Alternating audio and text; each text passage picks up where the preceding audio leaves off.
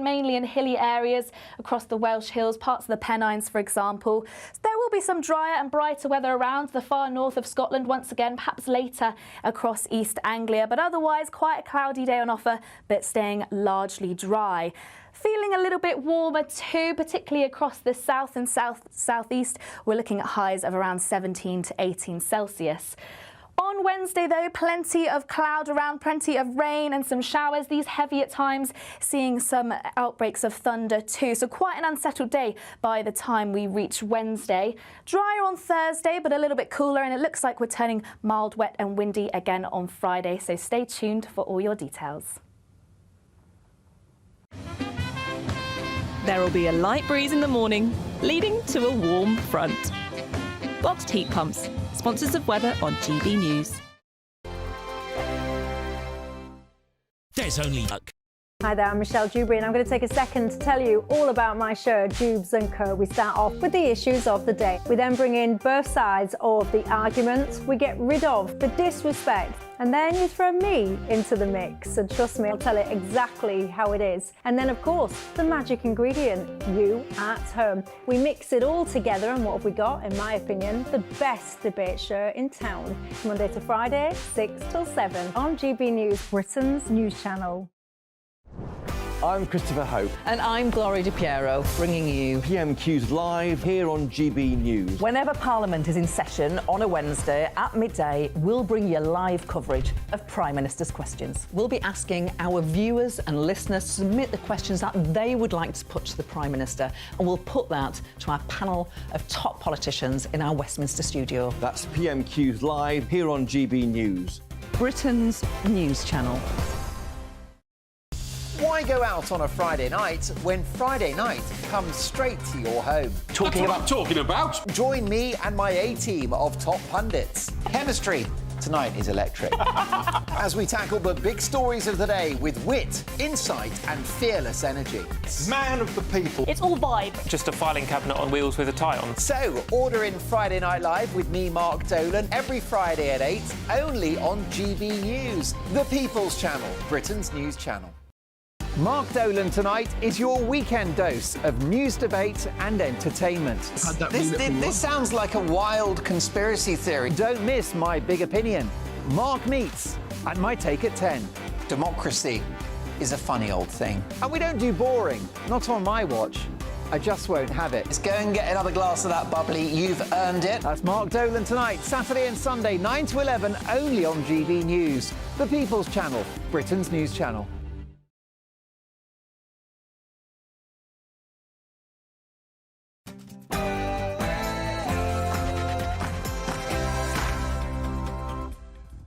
It's 9 p.m. I'm Patrick Christys. Tonight. Mother. You know. This illegal immigrant who has made threats to kill has reportedly come across the channel and entered Britain. Meanwhile, what will you do with illegal migrants who come from our country? What will you do with them? It's a simple question. His plan is what will you do with them? They need to be processed at the moment. Processed? They're not. Starmer confirms more than £500 million of your money is going to illegal migrant processing centres for at least another 8 years. Did he ever really want to stop the boats? Also, I'm afraid, as Caribbean people, we are not going to forget our history. We don't just want to hear an apology, we want reparation. Well, Lammy demanded reparations. Now 15 Commonwealth nations have come asking for it, more than £200 billion to be precise. Will you pay more tax to say sorry for slavery? And we broke our promise to the British public to deliver controlled and reduced migration. It doesn't matter. People are hearing what I'm saying and they think my approach is right, that you start with principles first and then policy. Robert Jenrick joins me live at 9:20 with an exclusive on foreign aid spending. Plus, swastikas carved into bunkers at a golf club in a big Jewish area. How have police still not caught the culprits?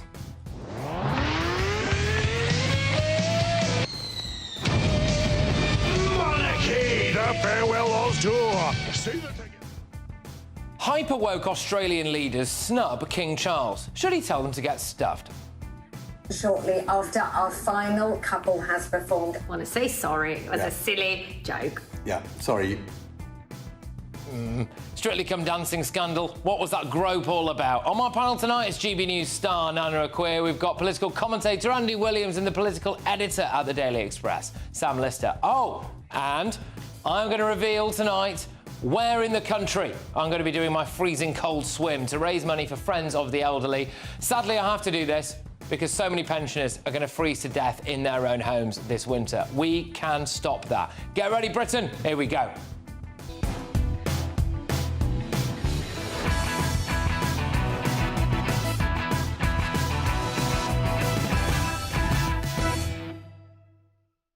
A gun-obsessed illegal immigrant appears to have come across the channel. He's made threats to kill. Next.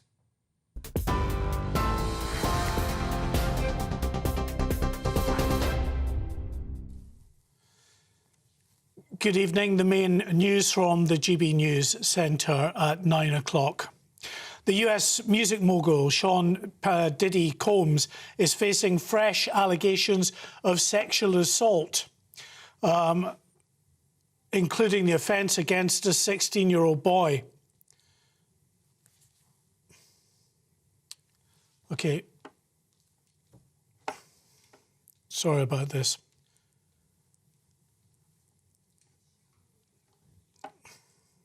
It's not there on the paper. Sorry about this. On to another story. The Israeli Prime Minister has accused the terror group Hezbollah of using UN peacekeepers' positions in Lebanon for cover to launch deadly attacks against Israel. Benjamin Netanyahu said the drone attack that killed 4 IDF soldiers and wounded dozens of others on Sunday was launched from the cover of a UN position. After several peacekeepers were injured in recent days, Prime Minister Netanyahu said Israel had repeatedly warned the US to move out of harm's way.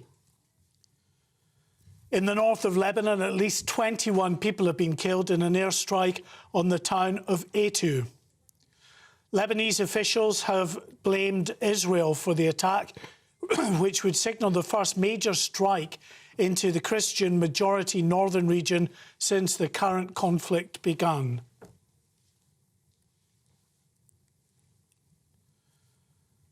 The Chancellor has defended Labour's decision to wait 3 months before delivering the new government's budget. Rachel Reeves spoke to GB News at the launch of Labour's International Summit in London, where promises were made of billions of pounds of extra investment from a number of US companies. The Chancellor said the government has been busy laying the groundwork for the first budget. My first week, I called in a number of planning decisions. I ended the moratorium on onshore wind. We set up the process of creating a national wealth fund, and we're announcing that that is now up and running today. But it's important that we get our budget right. And that means taking time to go through the proper processes. Meanwhile, the summit also brought confirmation that Stansted Airport is to undergo a massive transformation as part of a £1.1 billion investment. The 5-year construction programme will expand the main terminal by a third and see the existing building refurbished. The redevelopment will create 5,000 new jobs and also deliver a 14-megawatt solar farm on site, which will help power the airport's infrastructure. And finally, thank goodness, NASA has successfully launched a probe to search for life on one of Jupiter's moons. The Europa Clipper launched from Florida's Kennedy Space Center after a delay of several days because of Hurricane Milton. Following the 5-year journey to Europa, it'll begin scanning deep below the moon's icy crust, looking for signs of organic compounds in the moon's deepest areas of the subsurface ocean. Boy, do I wish I was on that rocket. Now back to Patrick Christys. For the very latest GB News direct to your smartphone, sign up to News Alerts by scanning the QR code or go to gbnews.com/alerts.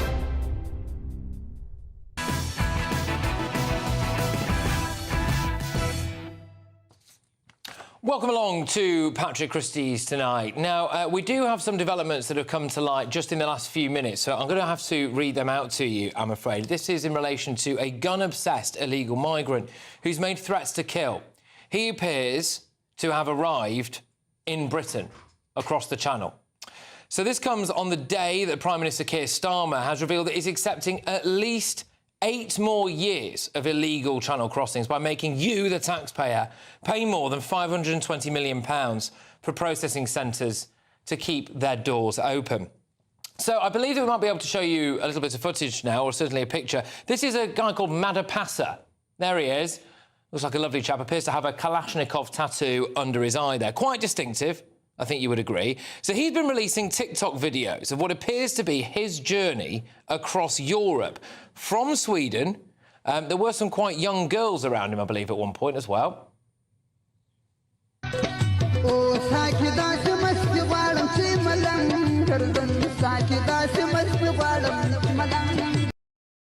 Yeah, and then he appears to have made it to Germany. Dankeschön! Germany! Dankeschön, Germany! Dankeschön, Germany! Germany, Germany, yeah.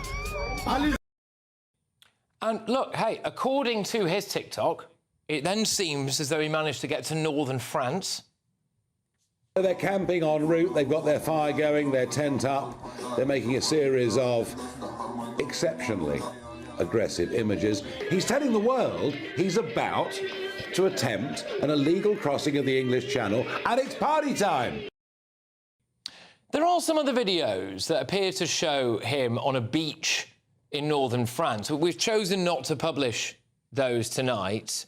Nigel Farage has released that video of him, as you would see there. And then this happened. Madapasa appears to say that he's now made it to London. We used a translation service to interpret the following video that you're going to see now. You know where I am, everyone. You know exactly where I am. I'm now in London, but you know where I was. I was at the London border, where there are crazy people, they were armed and such. Maybe I showed weapons and stuff, but... You know where I am, folks. That's all the content. Don't pay attention to the gossip. That's all, just a message from Taranza. Well, look, that's the translation that we had there, which he says, I am in London. He also seems to have made threats to kill. Englishman, Nigel Pasa, don't talk about me. You not know me. I come to England because I want to marry with your sister. Don't talk about me more. I gonna come to England. I gonna mother. Yeah, I mean, that appears to be the gun noise there, I suppose. So, we did a bit of a dive into his online presence, and some of his latest videos are geotagged as being in London, OK? Now, that doesn't necessarily conclusively mean that he is, but there's this video here, which you're looking at on your screens now, which is a video of an Asda shop, cars with English number plates. Now we looked at that building there. We believe that that's Bournemouth, OK? So, again, I am not saying that this is absolutely cast-iron conclusive proof that this chap is indeed in Bournemouth, but he's certainly putting videos out that I think most people would agree suggest that he quite possibly is. We've reported it to the Home Office. They did not appear to be too concerned about the possibility that this chap was in Britain, I must say. They asked us if we'd reported it to the police. We have now contacted the Metropolitan Police over this. Again, difficult to know exactly where in the country he is, if indeed he is here. If he is in Britain, though, this is clearly a problem. But how many other people like him are in Britain that we just don't know about? And I think that's the bigger issue here, isn't it? That's the bigger issue here. And, of course, then it would be why, if they are here, are you paying for them to have a house and to have benefits as well. I'm going to whiz us over to my panel now. I'm joined by GB News star Nana Akua. We also have political commentator Andy Williams and the political editor at the Daily Express, Sam Lister. Nana, look, you know, again, I'll stress, we can only go off what we've got there, and those videos, I think most people would agree, you know, suggest that he has made his way over here. How concerning is it that not just him, but people like him are here? Well, it's great to see smashing the gangs is going well. I mean, seriously, it's so concerning because we don't know who they are. We don't know what they bring with them. We have, even if they're languishing in processing centres, they haven't been processed, so nobody knows what what their background is. And of course, we have a situation with our police force. I mean, we know now that the police are leaving in their droves, in particular, because they don't want to do the job. And the crime rate of actually solving crimes is so low, most of them don't get solved.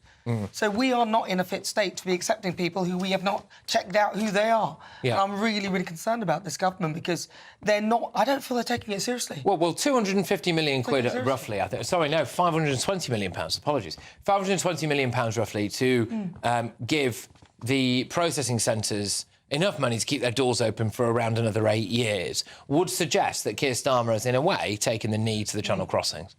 Yeah, I think, I mean, the government, they've really pushed back on our story today because, obviously, it's really not, doesn't look good for them. What they're saying is actually they've cut the bill on the processing, but I don't think the 8-year timescale will reassure many people out there who were expecting this to be solved really quickly. And I think the video you've shown today, Patrick, I think really illustrates the problem because even though we're paying France huge amounts of money, what incentive is there for anybody in France to try and stop that man leaving their shores? You know, the French politicians don't want a man like that in their country, do they? The Germans don't want, criminals in their country either. There is no incentive to stop them from making people like that reach our shores. Yeah. Are you concerned about this? I mean, you know, when you see things like that... Look, if I was a Home Secretary, if I was Keir Starmer, I don't think I'd be able to sleep at night knowing that individuals like that could now be in Britain and could go on to do goodness knows what. But I just don't know if our government seems to care that much. Am I wrong about that? No, I think they do. I mean, it's one of the major priorities of this government. They made that very clear from the start. It's one of the 5 missions to smash the gangs, as they say. I don't think it's as simple as that, and if it was, then we'd be looking at getting it sorted in no time at all. It's partly about that. I think it's also about getting a better agreement with France. That's a really important plank of this. And personally, I think the way in which the previous government destroyed some of our relationships with our European allies did not help on that front. I don't think it's as simple as that. But I think some of the work that Keir Starmer has done to rebuild some of those relationships is important. And the final thing, and I know this is something that GB News viewers, a lot of them really hate, is digital ID cards. That actually is a fundamental, in my view, missing piece. Well, I'd be in favour of it for illegal immigrants. I don't see what the case... But if we rolled them out for everyone... you wouldn't get one as a legal immigrant, and then you wouldn't be able to stay here. You're talking about the same people that would chuck their papers overboard before they come here. I think it's just absolutely farcical, and it's the most ridiculous suggestion ever. Turn the boats back. That's what I'd be doing, frankly. I just think all of this digital ID cards, this and that. So you mean they should come here and then we give them the card? Look, I want it to stop before they even get here. And I actually hear you blaming, sort of talking about how the fact that the past government didn't have a good relationship with Europe. The Europeans did not want to know us because we left, and they were not nice to us, and they did not want to do a deal. They wanted to I don't think that's the only reason.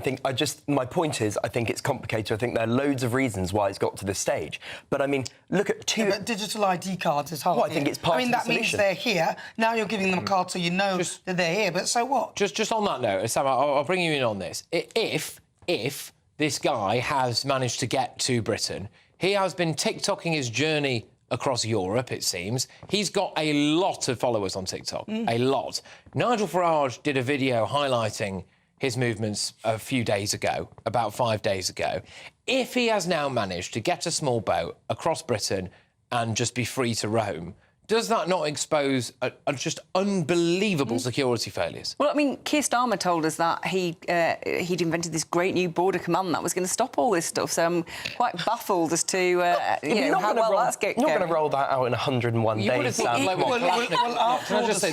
You would have thought the bloke with the Kalashnikov tattoo on his cheek might raise some concern. No, I accept that. Well, he's rolled out quite a few things in the first 100 days. I'm sorry. Being friends with Emmanuel Macron is not going to solve this issue, is it?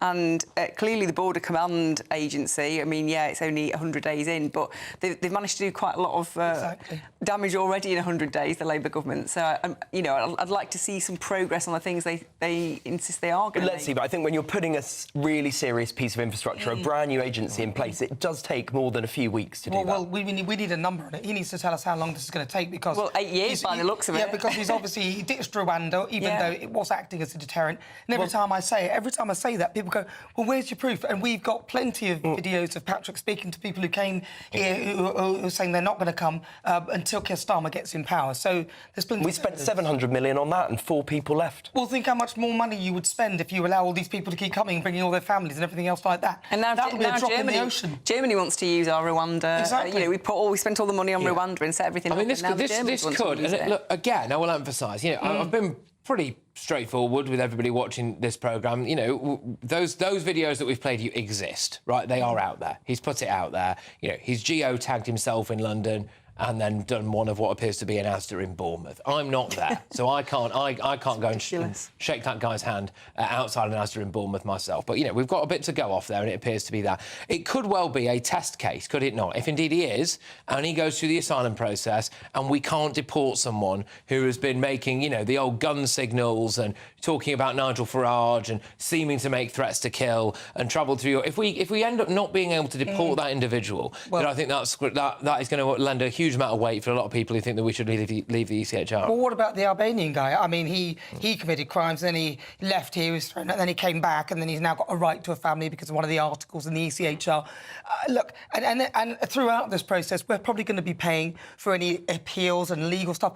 I don't see why we should pay for the appeals. I think if you come here and you're rejected, you pay for your own appeal if you want to stay. Why are we paying for this? We know there's a whole industry. Why? There's a whole industry of lawfare that is involved in these deportation cases. We've seen investigations that show that they advise people how to... But why do we have to? I don't understand why we have to. Well, final word on this. Look, you know, if that guy is here, do you think we should deport him? Well, if he's here illegally, which by all accounts he is, then yes. But it's complicated, right? It's not as straightforward as just saying, turn back the boat. Because it just is. Get rid of him. How? How practically? Were you going to pick him up like that and remove... Literally, that would be the thing. But the problem we have is we have do-gooders, ECHR, all these people go, no, you can't, this poor person... The ECHR is just the latest false silver bullet that's going to solve all problems. It's called Article 8 or Article 6. In a minute, we're going to talk to a chap who wants to do away with the whole thing. But, yeah, Robert Jenrick is going to be on this sofa in a few minutes' time, I believe. But before that, it's time for the Great British Giveaway, your chance to win the equivalent of having an extra £3,000 in your bank account every month for the next year. That is a whopping £36,000 in tax-free cash. And here's all the details you need to make that money yours. This luck. Good luck, everybody. How would you spend that money? But still to come, Tory leadership hopeful Robert Jenrick, who I've just seen walk down the stairs now and will be in this studio in a matter of seconds. He's fed up with the government handing out billions in foreign aid every year, all while some countries refuse to take back citizens who arrive here illegally. He's got a solution, apparently, and he's live in the studio very, very soon. But first, the government's become embroiled in a reparations row, hasn't it, after the clip of Foreign Secretary David Lammy resurfaced today. I'm afraid, as Caribbean people, we are not going to forget our history. We don't just want to hear an apology, we want reparation. There is a racism row, however, brewing right here at home after Scottish Labour suspended a Glasgow councillor for speaking out about racist attacks on white kids and teachers. That councillor, Audrey Dempsey, joins me live shortly, so make sure that you tune in for that. But first, Robert Jenrick. See you in a sec.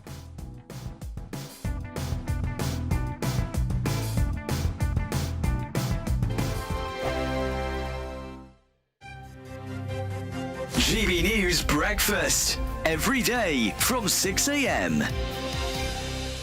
And we've got a treat not only to have you here, but you've brought loads of exclusives for us this morning. Well, your chat with Robert Jenrick. Just for you, Ellie. Yeah, Robert Jenrick, of course, is the front-runner to be Tory leader. He is now, yeah. Amongst Tory MPs, yeah. And he's been talking to us for my podcast, Chopper's Political Podcast, about immigration, about criminals being released from prison. Also, really importantly...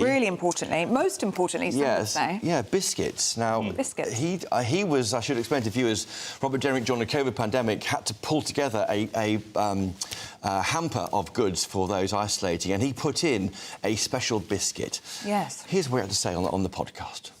We'll move on to the future and what your plans are. Your biggest achievement in government, what do you reckon it was? I know what it was. Well, you go first. Yeah, custard creams. I thought you were going to say that I saved a penny. It was another one of our campaigns, yeah. But custard creams, briefly, I mean, you were the community secretary. You had to provide food boxes during the COVID pandemic, and what did you put into those food boxes? Custard creams, the people's favourite biscuit. What else is there? The people's favourite biscuit. Now, across the country... Yeah, well, Aidan. Coffees are being dropped across the country. Yeah, is that really the people's favourite biscuit, Aidan? Listen, you'll never change my opinion. I like shortbread, but I like it homemade. With a sprinkling of sugar. Listen, I'm type 1 diabetic. I had to be quite moderate in terms of my intake, but goodness me. I mean, a nice cup of that's tea. a good one. It's That's about the a good shape as answer. well. If you show, some more intelligent biscuit companies, they will make shapes of biscuit that fit into the tea. There's nothing worse than when you put it into a narrow cup and it won't go in, will it? And you can't hit the... So you like the triangular... Not really shortbread? Fingers. Just something a bit elongated that I can turn sideways and dip in like that. Got you. GB News, the People's Channel. Good Afternoon Britain isn't just about us. The wonderful thing about this programme is it's about everyone watching. It's an interactive programme. Well, there absolutely is something to see here, and we're going to be talking about it more. Whether it's breaking royal news, Will, please bring us up to date, or indeed a particularly punchy speech in the House of Commons. Very, very curious. We bring it to you live, and then we bring you live reaction as well. That's Good Afternoon Britain, weekdays from midday. Only on GB News, the People's Channel, Britain's news channel. Good Afternoon Britain isn't just about us. The wonderful thing about this programme is it's about everyone watching. It's an interactive programme. Well, there absolutely is something to see here, and we're going to be talking about it more. Whether it's breaking royal news, Will, please bring us up to date, or indeed a particularly punchy speech in the House of Commons. Very, very curious. We bring it to you live, and then we bring you live reaction as well. That's Good Afternoon Britain, weekdays from midday. Only on GB News, the People's Channel, Britain's news channel.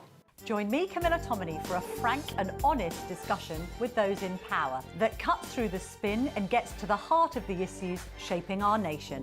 You haven't confirmed that you want to stand as leader, but you haven't ruled it out either. This report basically says that he's not fit to stand trial. Is he indecisive? Incompetent? I deliver the dose of reality Westminster needs. That's the Camilla Tominey Show at 9:30 every Sunday on GB News, the People's Channel, Britain's news channel.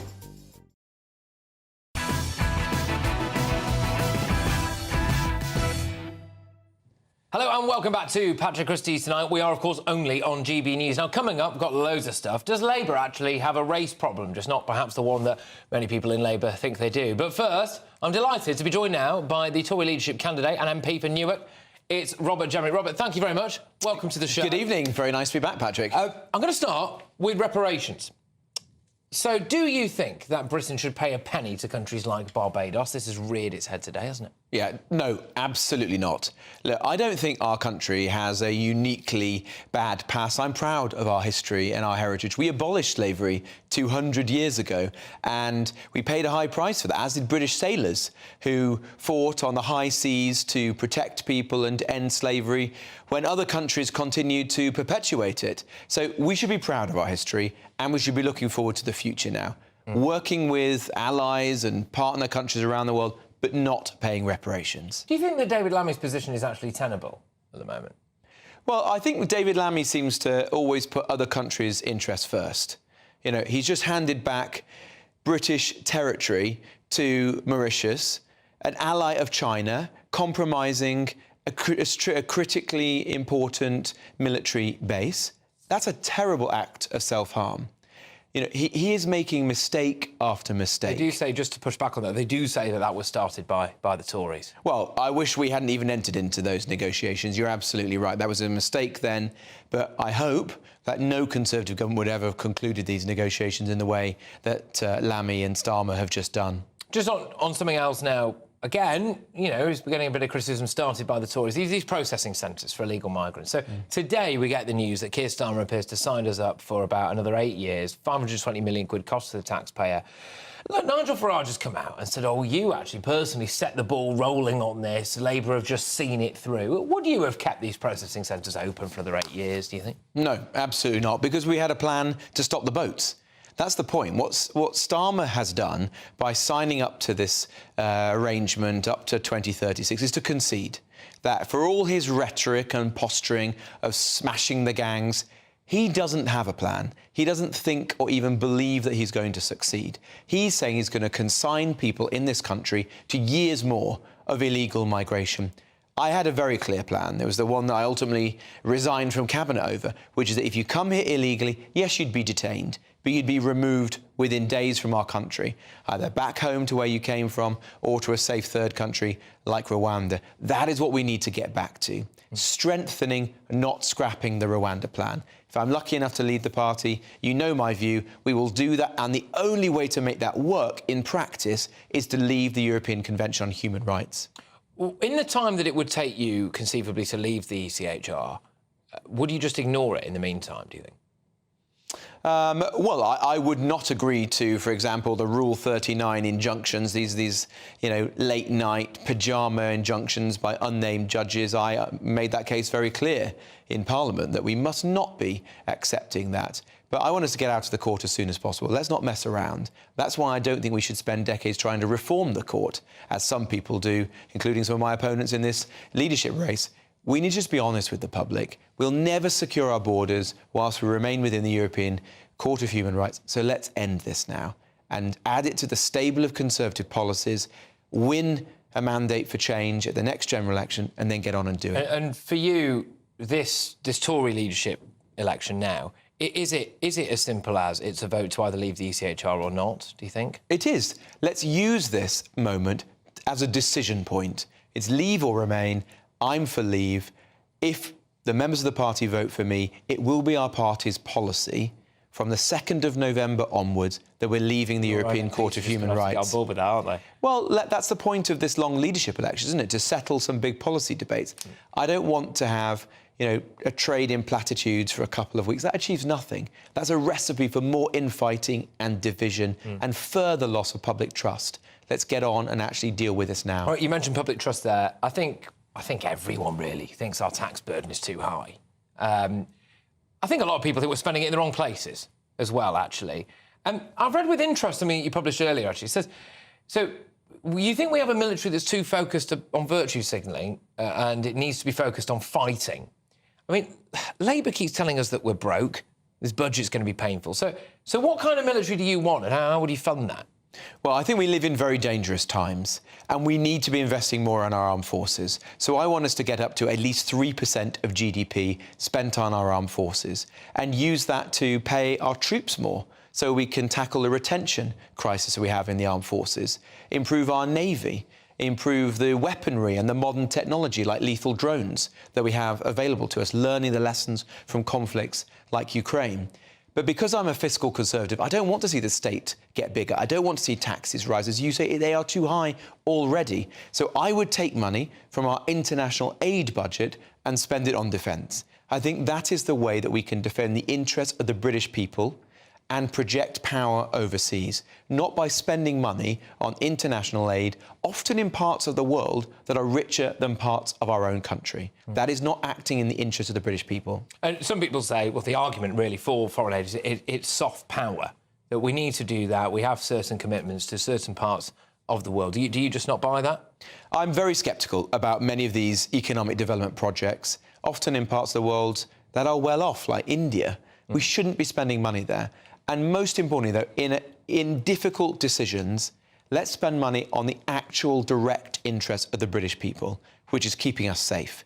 And you can't have an armed forces which is depleted as ours, where we have ships, as reported this week, that haven't even got the crew for them to get out at sea. Let's fix these problems by investing in our armed forces and let's use the money from our aid budget to do so.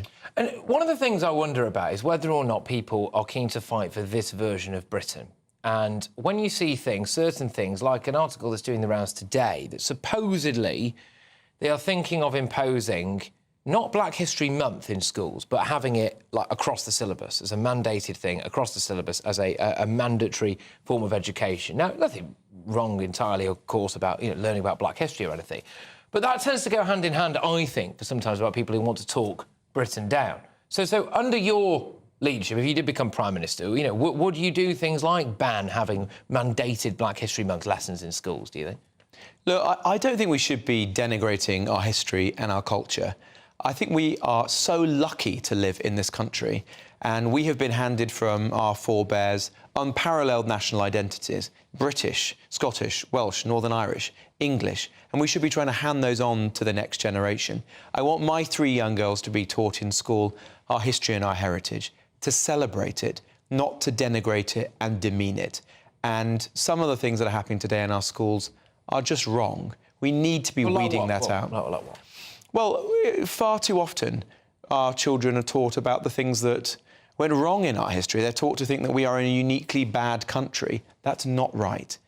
Of course, like any country, there are things that we did well and the things we did wrong in the past. But overall, Britain's contribution to the world has been a great positive, and we should be teaching our children that so that they can pass it on to their children as well. Now, I couldn't let you get going without mentioning we've got decision time on Thursday, where you and Kemi Badenoch, you're going to be taking questions from Conservative members. I will just make it abundantly clear, for the avoidance of any doubt, we have approached Kemi's team. I believe one of her allies is going to be on tomorrow, so we'll have that interview then. But I wanted to ask, do you get a bit nervous ahead of these things? Your chances of becoming Tory leader hinge on how well it goes on this channel on Thursday night, don't they?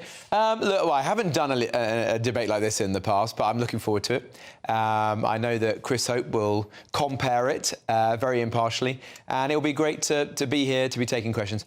I would like there to be more of these debates, frankly. I think we're applying to a very, very important job. Leader of the opposition, prospective Prime Minister of our country, and the more scrutiny, the better. So my view is I will debate Kemi anywhere, anytime. And I'd like to see, in fact, a head-to-head debate as well, because the GBNews debate is great, but we are not going head-to-head. I think that the public deserve to see the two of us actually discussing and teasing out the clear policy differences between us. And if there's an opportunity to do that, for example, on the BBC, I know that they've proposed one for the 24th of October. I will certainly be there. Very much hope that Kemi will as well. So she's not confirmed yet, as far as you're aware, then? Not as far as I'm aware, but I certainly have, and you can only speak for yourself. I'll be there. I very much look forward to debating the issues. Interesting stuff. Well, it's something I can put to one of Kemi's allies tomorrow. Maybe she has confirmed. We just don't know about it yet. But Thursday, it's going to be a big day. Look, thank you very much for coming in today. And, thanks, Patrick. Yeah, have a good evening. I'll be seeing you soon, no doubt, as well. So as I was saying there, it is decision time in the Tory leadership election. The race to lead heats up on Thursday, the 17th of October. It is Robert Jenrick versus Kemi Badenoch, live on GB News from 7 p.m. So, coming up, yes, absolutely, up to a dozen Tory MPs are reportedly considering quitting Parliament ahead of Labour's crackdown on second jobs. So will the plans only lead to more inexperienced career politicians? And come to think of it, are most of Starmer's ministers massively underqualified? The former editor of The Sun, Kelvin McKenzie, he's going to get stuck into that. But first, well, this is reparations row. It's erupted after this clip of David Lammy resurfaced. I'm afraid, as Caribbean people, we are not going to forget our history. We don't just want to hear an apology, we want reparation. Well, back home, though, we have a story that Labour, frankly, probably don't want out there. Actually, there's a race row brewing after Scottish Labour suspended a Glasgow councillor for speaking out about racist attacks against white kids and teachers back in April. Well, that councillor, Audrey Dempsey, felt that she had no choice but to quit the party after being branded a racist herself. Well, she's ready to speak out about it, and she joins me live next.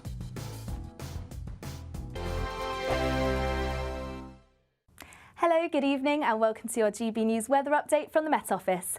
As we head into Tuesday, there's going to be plenty of cloud around with some drips and drabs of rain and drizzle, dry and bright at times in the north and east and feeling rather warm in southern parts. We've had some rain and some showers through the day. That's generally cleared off from the north of Scotland and the southeast of the country too, and that's led us into a largely dry evening. Plenty of cloud around though, and this thick enough at times to produce a little bit of rain and drizzle, mainly across hilly areas. And all this cloud will slowly move its way way towards northern parts of the country. Staying clear across the far north of Scotland though, and that is where it's going to remain cold, perhaps with some frost in places by the time we reach dawn. But otherwise a cool night, fairly mild in the south though under those cloudier skies, most towns and cities remaining in the double digits. So a bright but cold start across northern parts of Scotland, but elsewhere there's plenty of cloud around. Once again, spots of rain and drizzle, mainly across the hills, and a rather cloudy and drab start to Tuesday, but as I say, fairly mild in the south, lows of 13, 14 by the time we reach the morning. So a cloudy day on Tuesday, largely dry. There is still the risk of the odd spot of rain and drizzle, once again mainly in hilly areas across the Welsh Hills, parts of the Pennines for example. There will be some drier and brighter weather around the far north of Scotland once again, perhaps later across East Anglia, but otherwise quite a cloudy day on offer, but staying largely dry. Feeling a little bit warmer too, particularly across the south and southeast. We're looking at highs of around 17 to 18 Celsius. On Wednesday, though, plenty of cloud around, plenty of rain and some showers, these heavy at times, seeing some outbreaks of thunder too. So quite an unsettled day by the time we reach Wednesday. Drier on Thursday, but a little bit cooler, and it looks like we're turning mild, wet and windy again on Friday. So stay tuned for all your details. I'm Christopher Hope. And I'm Gloria Di Piero, bringing you PMQ's live here on GB News. Whenever Parliament is in session on a Wednesday at midday, we'll bring you live coverage of Prime Minister's questions. We'll be asking our viewers and listeners to submit the questions that they would like to put to the Prime Minister, and we'll put that to our panel of top politicians in our Westminster studio. That's PMQ's live here on GB News. Britain's news channel. Nightmare commute? Kick it up a gear with GB News Radio. You can listen online and on DAB+ and on the GB News app. We're also on TuneIn and the Radio Player apps. From the school run to rush hour, get revved up with GB News Radio. We are the People's Channel, Britain's news channel. Conservative MPs have finally chosen their top two for the leadership. And now, it's over to the members. Join me, Christopher Hope, on Thursday as Kevin Badenoch and Robert Jenrick are quizzed by Conservative Party members and myself at our GB News leadership event. And afterwards, join me, Patrick Christys, with a live studio audience and a star panel as we discuss what it means for the Conservative Party and what it means for you. Decision time, the race to lead, from 7 p.m. this Thursday, only on GB News, the People's Channel, Britain's news channel.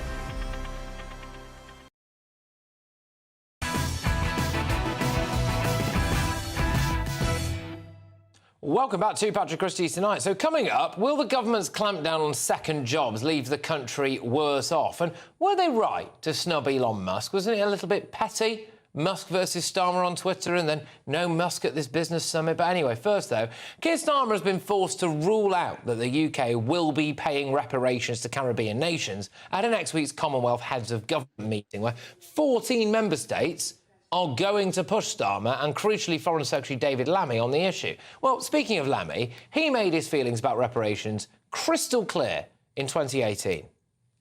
I'm afraid, as Caribbean people, we are not going to forget our history. We don't just want to hear an apology, we want reparation. Could not be clearer. Could not be clearer. So while Labour are busy tying themselves up in knots over Britain's colonial past, there is actually a racism row brewing much closer to home. The Glasgow councillor, Audrey Dempsey, was suspended from Scottish Labour back in April after she raised the alarm over the apparent increase in racist attacks on white children and teachers in Glasgow schools. Now, predictably, she was branded a racist by Scottish Labour and was left with little option but to resign from the party.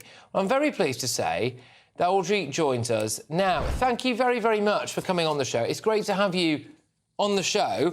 Could you just start by explaining, please, a little bit about what happened? Yeah, well, it was actually a personal thing, a personal experience that kicked it off. Patrick, my own daughter, fell victim to a gang that jumped her one day as she was leaving school. And it was predominantly African children, but she had been telling me in the weeks leading up to this about various different things that had been going on in the school, And when asked, you know, had you been telling teachers and were you reporting it? She said, no, Mum, it's really normal. But it was strange things like racist comments, you know, just bypassing each other in the corridor and things being said to them and remarks being made, which I felt were you know, uncalled for and inappropriate. I did advise her to speak to teacher, but she just kept saying, Mum, everybody knows what's going on. I think the teachers know what's going on as well. But then this day, she was walking out of school herself and she was attacked. There was some really vile things said to her. Well, I'm really, really sorry. Just want to make it really clear, you know, about what happened to your daughter. And I hope that she's OK. No one should ever have to go through that. If it's all right with you, and, you know, I suppose bear in mind we are live on national television, but would you mind giving us a flavour of some of the things that were said to her, please? Well, she was told what basically happened, she was walking along and there was comments made about her being a white N-word. They were calling her that. She just kept walking. A boy pushed a girl into her and said, get the white N-word, make her our slave. And there was other kids shouting, we're not your slaves anymore, we're not your slaves anymore. Great. They poured a bottle of water over her backpack because she just continued to walk. And then they've just pounced and they videoed the whole thing. OK. Well, I mean, look, horrendous. Look, absolutely horrendous. And like I said, I hope she's OK. So you then raised your concerns about what you could see with your own eyes, anecdotally, about being an increase in anti-white racism. And you raised your concerns with your Labour colleagues, is that correct? And what happened?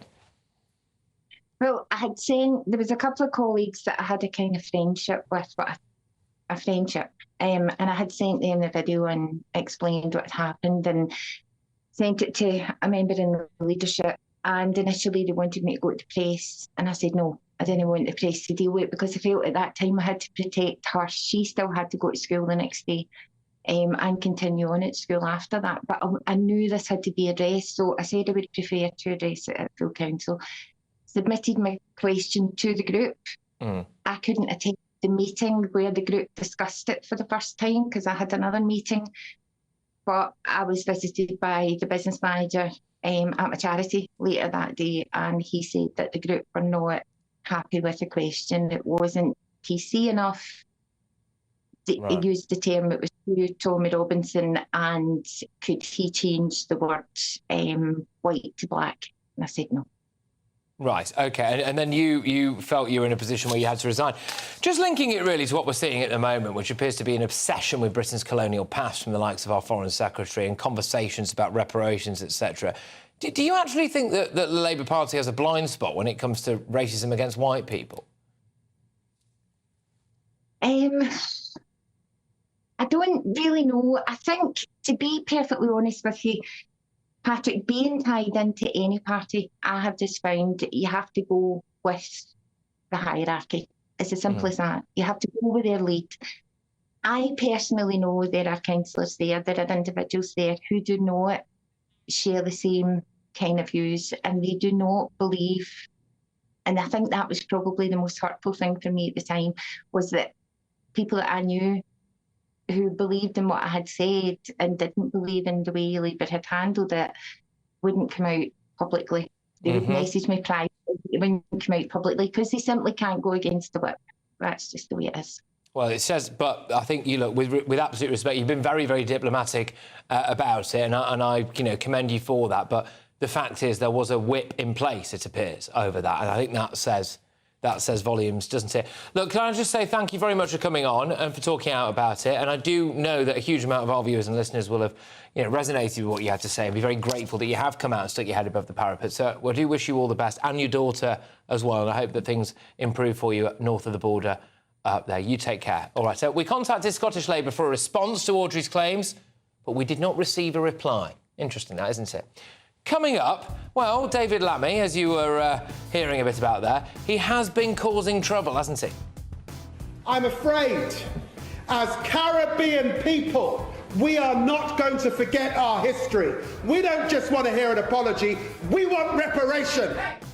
Yeah, well, now Caribbean nations have come knocking, haven't they? They're demanding up to 200 billion quid in reparations ahead of this crunch meeting with Keir Starmer and David Lammy next week. It's all very well and good Keir Starmer coming out now and saying no, no, no. But do you believe him? And frankly, if this kind of stuff was in the manifesto, you wouldn't have voted for it, would you? Starmer has denied it, but I'm going to give you an update on this at 10 p.m. First, though, did Keir Starmer actually snub Elon Musk? The former editor of The Sun, Kelvin McKenzie, he joins me live in the studio. Oh, yes, and I am going to be revealing soon where in the country I'm going to be doing my cold water swim to raise money for Friends of the Elderly. Stay tuned. Good Afternoon Britain isn't just about us. The wonderful thing about this programme is it's about everyone watching. It's an interactive programme. Well, there absolutely is something to see here, and we're going to be talking about it more. Whether it's breaking royal news, Will, please bring us up to date, or indeed a particularly punchy speech in the House of Commons. Very, very curious. We bring it to you live, and then we bring you live reaction as well. That's Good Afternoon Britain, weekdays from midday. Only on GB News, the People's Channel, Britain's news channel. Sunday with Michael Portillo from 11, only on GB News. Founded in 1990 in Knightsbridge in London, the Beverly Hills Bakery offers some of the finest American baked goods in the United Kingdom. Beverly Hills Bakery has delivered gifts to all the UK Prime Ministers of the last 20 years, with, I think, the exception of Sir Keir Starmer so far, and provided gifts for the royal family and for royal births. As we near the 35th anniversary of the bakery, I'm joined by the owner and head pastry chef, Rosa de Souza, and Manuel de Souza, who is the director of the Beverly Hills Bakery. How marvellous to see you both. Welcome to GB News. Thank you for inviting us. So, why has this formula worked? Why did London need a Beverly Hills Bakery? What we do is we're a bakery, but underlying it's actually a gifting experience. Right. So this is an alternative to flowers. So in terms of concept, that has maintained its originality despite going on for 35 years. And in fact, what I do is I often ask myself, why is it going strong? To remind myself to focus on those things that we need to focus on. So instead of sending a bunch of flowers, you send a beautiful box of cakes like that, or confection like that, complete with bunnies and so on. Exactly. So you have the concept on the one hand, but you also need the quality of product that goes inside. And I think that's where Beverly Hills Bakery has got a great product. And it's where Rosa comes in, isn't it? Yes. Yes. So when did you start to bake? Did you start to bake domestically in your home, and did it spread from there? We started from home. My mother's baking, where we didn't have all the stoves and things like that. We baked on the charcoal, you know, like the grease. Yes. And we started baking. I learned from my mother the baking. GB News, the People's Channel. Join me, Camilla Tominey, for a frank and honest discussion with those in power that cuts through the spin and gets to the heart of the issues shaping our nation. You haven't confirmed that you want to stand as leader, but you haven't ruled it out either. This report basically says that he's not fit to stand trial. Is he indecisive? Incompetent? I deliver the dose of reality Westminster needs. That's the Camilla Tominey Show at 9:30 every Sunday on GB News, the People's Channel, Britain's news channel.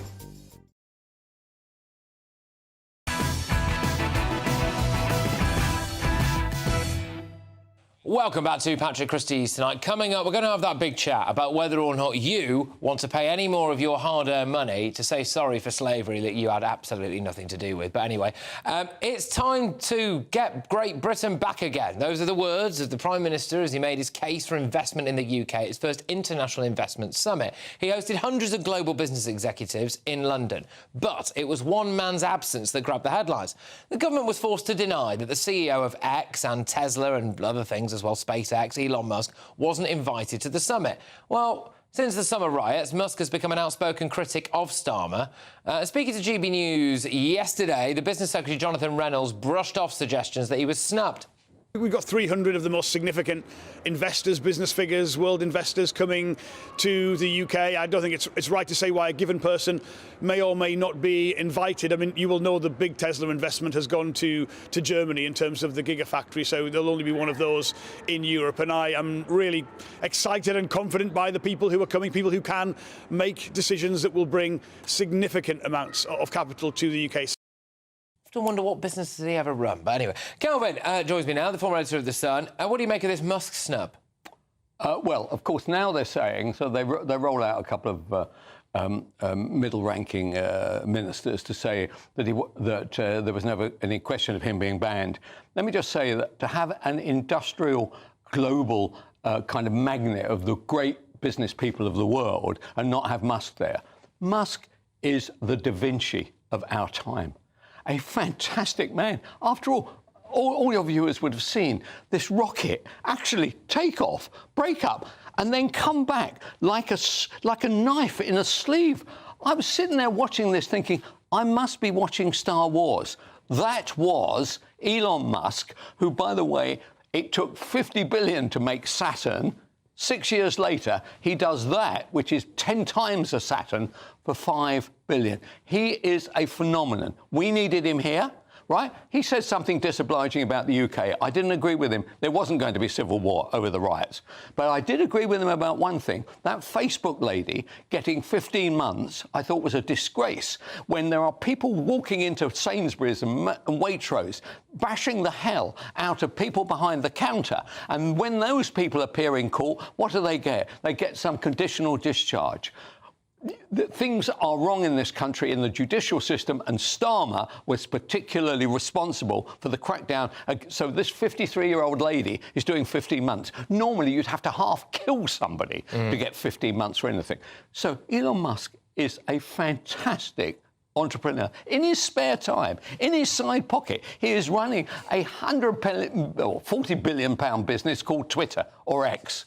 And they don't like what he writes on it because he is of the right. That's why he wasn't invited. And suddenly they've come up with some rather curious words which said, well, he wasn't an investor, he wasn't going to do this, he wasn't going to do that. Honestly, I don't believe a word of it. So you don't buy this idea from Labour that, well, there were loads of people invited, he just wasn't on the list, you know, he's never... How could you not have Elon Musk on your list of great entrepreneurs of our time? He has been the greatest entrepreneur of my lifetime. Literally in the last 5 or 7 years, what he has done is unbelievable. SpaceX, what about the satellites? So that people around the world now, you know, can get satellite, you know, and used in all wars as well. But is that, in your view, is that absolute pettiness because the Labour government didn't like a couple of tweets? OK, at the time, right, they're saying something different now. At the time in the summer riots, it was made quite clear. He's got that view. He won't be coming to our business summit. Just look back at the old press cuttings on it. You'll find it. OK, all right. Well, look, obviously Labour are sticking to their guns on this. They're denying that it was anything petty or to do with tweets about anything. They're just saying he wasn't on the list. But, Kelvin, thank you very much. No doubt a popular view, I think. Up next, will our taxes have to go up to pay for slave trade reparations? I'm going to give you my take in just a few minutes. I mean, I've got to be honest with you. I mean, if Labour really think that they're going to be making your taxes and my taxes go up so that we can pay 200 billion quid or £1 trillion to countries like Barbados, who are very close with China, by the way, so that we can say sorry for something that we've never, ever done in our life, then I think, frankly, David Lammy can come and get it himself, because it's not happening, all right? I'll see you at 10 p.m. Stay tuned.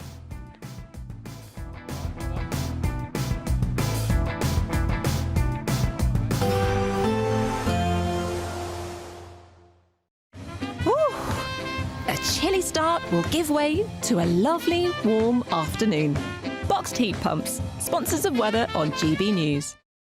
Hello, good evening and welcome to your GB News weather update from the Met Office. As we head into Tuesday, there's going to be plenty of cloud around with some drips and drabs of rain and drizzle, dry and bright at times in the north and east and feeling rather warm in southern parts. We've had some rain and some showers through the day. That's generally cleared off from the north of Scotland and the southeast of the country too, and that's led us into a largely dry evening. Plenty of cloud around though, and this thick enough at times to produce a little bit of rain and drizzle, mainly across hilly areas. And all this cloud will slowly move its way towards northern parts of the country. Staying clear across the far north of Scotland though, and that is where it's going to remain cold, perhaps with some frost in places by the time we reach dawn. But otherwise a cool night, fairly mild in the south though under those cloudier skies, most towns and cities remaining in the double digits. So a bright but cold start across northern parts of Scotland, but elsewhere there's plenty of cloud around. Once again, spots of rain and drizzle, mainly across the hills, and a rather cloudy and drab start to Tuesday. But as I say, fairly mild in the south, lows of 13, 14 by the time we reach the morning. So a cloudy day on Tuesday, largely dry. There is still the risk of the odd spot of rain and drizzle, once again mainly in hilly areas across the Welsh Hills, parts of the Pennines, for example.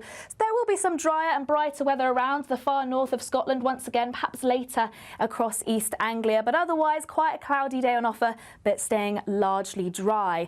Feeling a little bit warmer too, particularly across the south and southeast. We're looking at highs of around 17 to 18 Celsius. On Wednesday, though, plenty of cloud around, plenty of rain and some showers, these heavy at times, seeing some outbreaks of thunder too. So quite an unsettled day by the time we reach Wednesday. Drier on Thursday, but a little bit cooler, and it looks like we're turning mild, wet and windy again on Friday. So stay tuned for all your details. Expect a warm front, moving from the kitchen right through to the rest of the house. Boxed Boilers, sponsors of weather on GB News. We love making our audience big cash winners, and you really could be next with £36,000 tax-free cash in your bank. Mark Dolan tonight is your weekend dose of news, debate and entertainment. This sounds like a wild conspiracy theory. Don't miss My Big Opinion, Mark Meets, and My Take at 10. Democracy is a funny old thing. And we don't do boring, not on my watch. I just won't have it. Let's go and get another glass of that bubbly. You've earned it. That's Mark Dolan tonight, Saturday and Sunday, 9 to 11, only on GB News, the People's Channel, Britain's news channel. I'm Christopher Hope. And I'm Gloria Di Piero, bringing you PMQ's live here on GB News. Whenever Parliament is in session on a Wednesday at midday, we'll bring you live coverage of Prime Minister's questions. We'll be asking our viewers and listeners to submit the questions that they would like to put to the Prime Minister, and we'll put that to our panel of top politicians in our Westminster studio. That's PMQ's live here on GB News, Britain's news channel.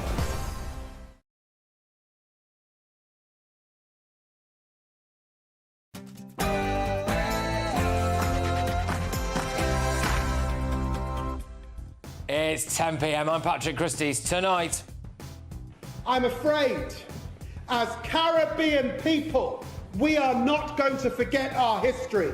We don't just want to hear an apology, we want reparations.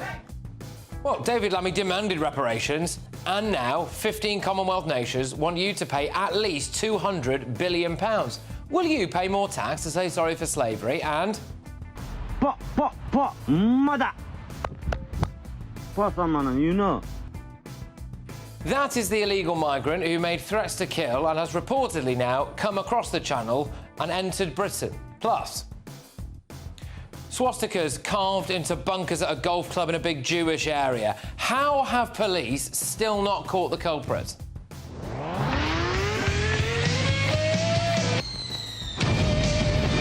Monarchy, the farewell Oz tour. See the Hyper-woke Australian snub King Charles. Should he just tell them to get stuffed?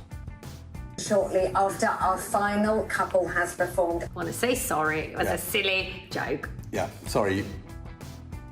Bit weird. Another Strictly Come Dancing scandal. What was that grope all about? On my panel tonight is GB News star Nana Aquia. We've got political commentator Andy Williams and political editor at the Daily Express, Sam Lister. Oh, and I will reveal where in the country I'm going to be doing my freezing cold swim to help raise money for Friends of the Elderly. We've raised more than £250,000 so far. You have. Thank you very much. It's a shame I have to do this, but I do. Why? Well, because pensioners are going to freeze to death in their own homes this winter, and we can do something to stop that. Get ready, Britain. Here we go.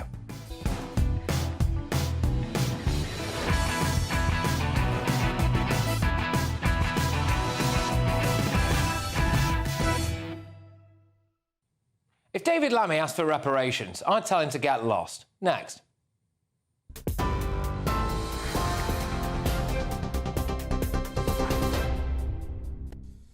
Good evening, I'm Mark White, the main news from the GB News Centre. The US music mogul Sean Diddy Combs is facing fresh allegations of sexual assault, including an offence against a 16-year-old boy. A warning now of some flashing images. The new wave of allegations filed on Monday accuse him of raping women, sexually assaulting men and molesting the teenage boy. More than 100 alleged victims are now believed to be in the process of launching lawsuits against the musician.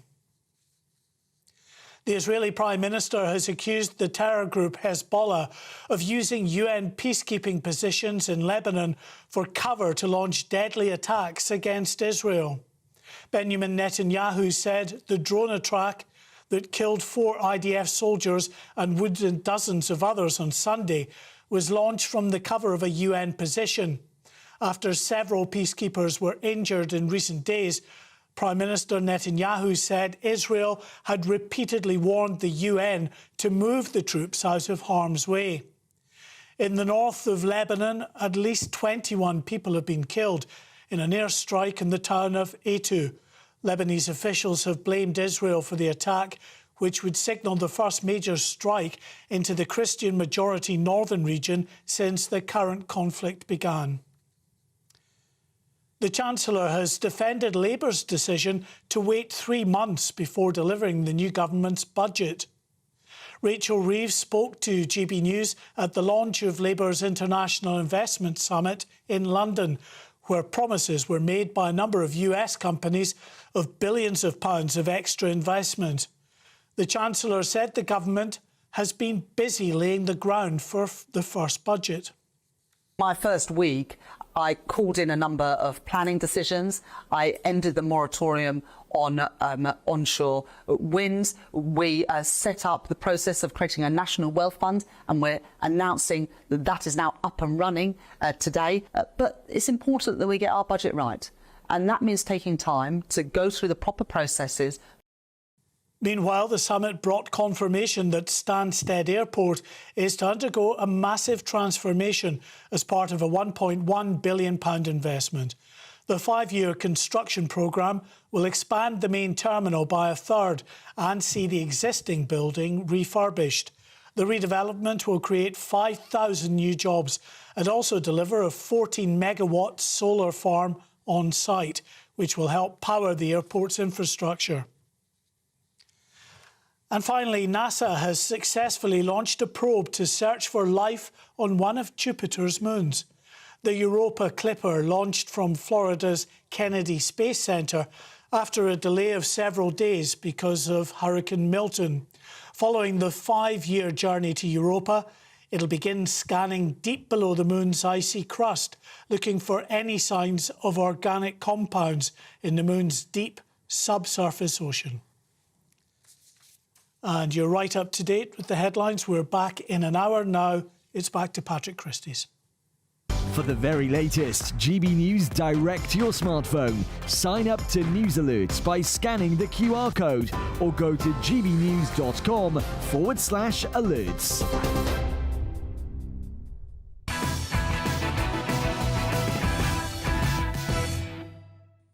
Welcome along. Would you be willing to pay more tax to fund at least £200 billion worth of reparations to Caribbean nations? Well, that's what they're demanding, and David Lammy is on record saying that he wants Britain to pay up. I'm afraid, as Caribbean people, we are not going to forget our history. We don't just want to hear an apology, we want reparation. We want reparations. Of course, he is now the Foreign Secretary of this country. But anyway, that was in 2018. But just earlier this month, Lammy sent a note to Foreign Office staff reportedly saying Black History Month is a chance to celebrate the enormous contribution of black people in Britain and also to acknowledge some of our country's most painful history. This is important to all of us in the FCDO, first because of this department's role in that history. From King Charles Street, British officials administered colonies in which millions were enslaved. My ancestors were among them, taken from Africa across the Atlantic to labour in the Caribbean. Well, and now the Caribbean leaders have come knocking with their begging bowls out. The chairman of the Caribbean Reparations Commission has said that David Lammy himself should be in charge of deciding what Britain pays. I'm not surprised it's are you?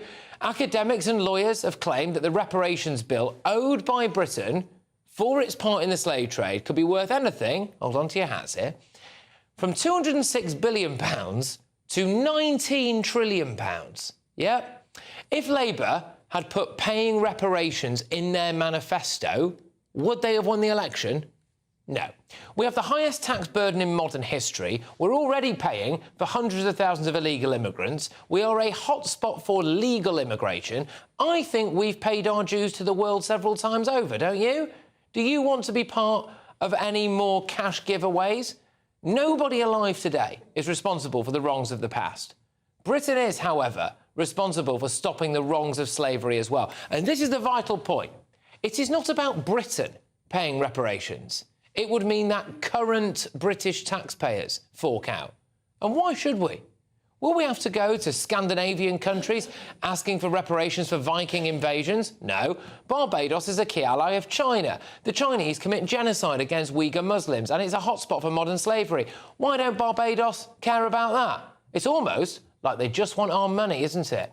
Now, handing the Chagos Islands over to Mauritius, again a Chinese ally, was apparently partly to right the wrongs of the past. Well, that sounds a lot like reparations to me, and Lammy and Starmer did that, which means I am now massively sceptical when Keir Starmer comes out today and says we will not pay reparations at all. However, there is a Commonwealth Summit later this month. Starmer will be going, and we know what they're going to ask for. Presumably, Starmer is now at war with David Lammy over this. Has the Foreign Secretary changed his views? I highly doubt it. Surely he must be considering sacking Lammy. Surely Lammy must resign over this deep-seated matter of principle, no? Britain under Starmer cannot take the knee. The message needs to be loud and clear. No reparations, not now, not ever. Let's get the thoughts of my panel this evening. We've got the political editor at the Daily Express, Sam Lister, political commentator Andy Williams, and, of course, we are joined by GB News presenter Nana Akua. Nana, I'll start with you on this. I mean, do you think that we are going to end up paying some sort of reparations? No. What do you reckon? No, and you know why? I mean, look, and you know, I don't mean to pardon the pun here, but it's not black and white. It's not that straightforward, is it? I am a descendant from Africans, but I was born in the UK and I pay tax and work in the UK. Why should I pay my taxes to pay for reparations for people who have absolutely nothing to do with the slave trade whatsoever? And if you were really to go far back, because we look at this and we think, how far back do we go with this? If we go back to the beginning of the creation of mankind, you would say that most scientists agree that mankind evolved from Africa. So, in actual fact, we've only got ourselves to blame. That's what I think, frankly. And you know why the 15 Caribbean nations are not going back to Africa? Because that's where the slaves came from, to go to the Caribbean. They're not going back there because the Africans would tell them where to go. And also, Africa also have the biggest slave trade ever, over 700,000 people enslaved and doing this. And all these people calling for reparations. David Lammy's probably got an iPhone. David, you and I all know that a lot of these things, these modern things we're using, are built by child labour, modern slavery. Get rid of all that before you open your mouth. Because if you get rid of that, then I can take him seriously. Well, I mean, Nana, you're going back and talking about, obviously, where do you go back to? What is the point? I think that is a really common sense point that most people say, well, what is the point where you start this? But also, it is about now, isn't it? That Absolutely. When you're talking about China, China, we know, is involved in modern-day slavery. Exactly. And we know that these nations who are asking for reparations are taking money off China. So, you know, there is a certain irony in that. Ian Duncan Smith says, don't go on your knees to China begging for money when they have an actual current modern-day slave trade and then come to Britain and ask for... with the Uyghur Muslims Absolutely. as well. Andy, look, so let's take out the question as to whether or not we're going to pay reparations. Let's just take Keir Starmer at face value when he says no. OK, so fair enough. That puts him massively at odds with his Foreign Secretary on what is, in about a week or so's time when they have this meeting, going to be a key foreign policy decision. Surely Lammy has to resign or be sacked. No, I think it puts him at odds with what his Foreign Secretary said 6 years ago, long before Labour were in government, in fact, long before Keir Starmer was even leader of the Labour Party. So I don't know, I can't look into David Lammy's heart and see whether or not his views have changed. But the point is... No, I've got to just insist on there, and I will let you answer, but they cannot have changed. He's still you know, a man of proud Caribbean heritage. In order for him to have changed his mind, he would have to be announcing now to the world that he's a complete and utter hypocrite, and he can't do that, surely. Well, look, honestly, I think it's likely that his views have not changed. I'm sure that he still believes that. He's a very passionate man. He's a very thoughtful and intelligent man, and that's what he thinks. It's not what I think. It's not what Keir Starmer thinks. When you go into government, you have to be bound by collective responsibility. The government's been really, really, really clear today that it's not going to pay reparations, that it's not remotely on the agenda. It said that absolutely categorically. The PM spokesman said it, the Foreign Office said it, it's not going to happen. OK, fine, but no, then David Lammy has lost all principle, hasn't he? Well, I've found, I mean, there was a tweet, I think this was a recent one, and in the tweet it said, in 1833, Parliament passed the Slavery Abolition Act, 17 billion of the compensation to slave owners for the loss of their property. My ancestors, the slaves, received no reparations. Some people simply do not know their history or do not want to know hard truths. Now, that's a recent thing that he said. This is a recent tweet, right? So he's saying that now. Well, he hasn't changed his mind. Well, like I said, I think it's unlikely that he has. The reality is he has to stick by the government's position. And I don't think it does make you a hypocrite to go into government and say, OK, I accept I have to sacrifice some of my principles in order to be Foreign Secretary, in order to get stuff done. He's not part of a Labour government. It's a big principle. Silly. He is. I mean, in the same to sacrifice his identity. Just as in the same way, remember that David Lammy, and it comes up all the time, was very, very critical of Donald Trump. Now, there's at least a 50% chance that Donald Trump's going to be president of the United States in 3 months' time, and David Lammy is going to have to deal with his administration. But that is the price you pay to be in government. Bottom line is, can we trust Labour? I mean, if David Lammy can say one thing and then he can quite happily swallow that a few months later, we see a Labour government that promised no increase in national insurance in its manifesto, but looks like it's going to raise national insurance in some form in the budget. You know, can you trust what Labour say? This is the thing. They say today that they don't want to pay reparations, but a year down the line, they're also where out of are touch. we? Can I just also add on this? You know, they're also out of touch with the vast majority of people of an ethnic minority background in Britain. When they do polls on this, something like around 79% of people of an ethnic minority background currently living in Britain think we should be proud of our history. Exactly. So Labour represent a because they're doing this woke EDI EDI nonsense that's carry on. No. My point is that Labour's policy is literally we're not going to pay reparations. So they're in the same place as the public. But their Foreign Secretary has come out and said that we should be paying them, and he's going to work to make sure that happens. But that's not the government's policy, right? Yeah, but he's in the government. I hear you, but he's in the government. What do you mean? Are you saying that's not what Keir Starmer said? If one person is saying one thing, I mean, it's even like Louise Hay coming out with that nonsense comment about P&O ferries, and then the next day having to sort of creep around. And if that wasn't government policy, then she shouldn't be doing it. She got well and truly put in her place for that, didn't she? They're all and by the way, I thought it was interesting that a lot of people were really gleeful about the fact that that $1 billion investment was pulled, except it wasn't. It still went ahead, and today it was announced. Luckily for her, otherwise she should be fired. Yeah, I mean, is this an example of Labour's past catching up with them a little bit, really? Because there's a lot of receipts for everyone, and this is one of the big things that's been doing for Keir Starmer with the old Lord Ali stuff, similarly with Angela Rayner, etc. You've had Louise Hay issue. Angela Rayner was also involved in that. I think by the skin of their teeth they managed to get this thing over the line. Quite embarrassing either way, though, I think. I am glad it's happened now, I must say that. David Lammy with all of this stuff now. Yeah. It just shows how for 14 years they've just been lobbing rocks, and that's easy. Anyone can criticise. Governing is hard, and they're really coming to... Well, I agree with that. Yeah, they're really coming face to face with the hard reality of governing the country, which means you make compromises. You have to kind of go back on what you've said. But they've had, as you say, 14 years. There are a lot of receipts. There are a lot of comments, but also you can see Louise Hay. She was actually speaking. She was saying what she really felt about that. David Lammy is saying what he really felt about reparations. There is only so much time you can keep a lid on all these people and keep this under control. This is the difficulty. We know what they think because they've said it, and they've said it in unguarded comments over a number of years. And also, can I also say, Labour have made a... they've got into bed with the kind of people who think that the Commonwealth is an entirely bad thing and want to do away with it and think we should pay reparations. 4 years. And now they're in power, and all of a sudden they're expecting us to believe that they don't want to do that. I will emphasise again, they've said they won't, but obviously we'll watch this space. But anyway, right, another lively start. Thank you very much. I'll see you in a few minutes' time when we do the papers. But it is time now for the Great British Giveaway. Your chance to win the equivalent of having an extra £3,000 in your bank account every month for the next year. That is 36 grand in cold, hard, tax-free cash. The best kind of cash, that. Here's all the details that you need to make that money yours. This is good luck. Good luck. Coming up, I'll have all of the very first looks at tomorrow's newspaper front pages, but first...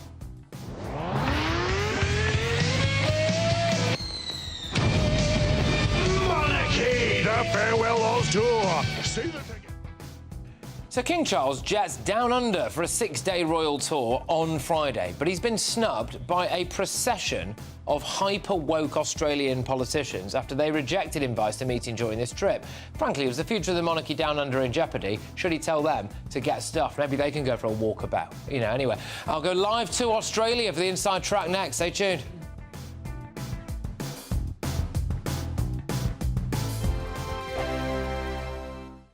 Join me, Camilla Tominey, for a frank and honest discussion with those in power that cuts through the spin and gets to the heart of the issues shaping our nation. You haven't confirmed that you want to stand as leader, but you haven't ruled it out either. This report basically says that he's not fit to stand trial. Is he indecisive?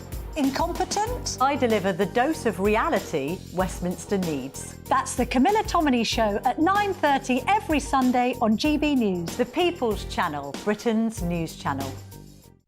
Every Saturday, 10 till 12, we'll bring you all of the news that you need to know. We'll also remind you that there is so much to smile about. It's my favourite time of the week. I get to relax, enjoy some light-hearted stories, and let Ellie teach me about fashion too.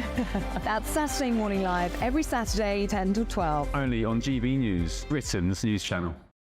This is GB News, Britain's news channel.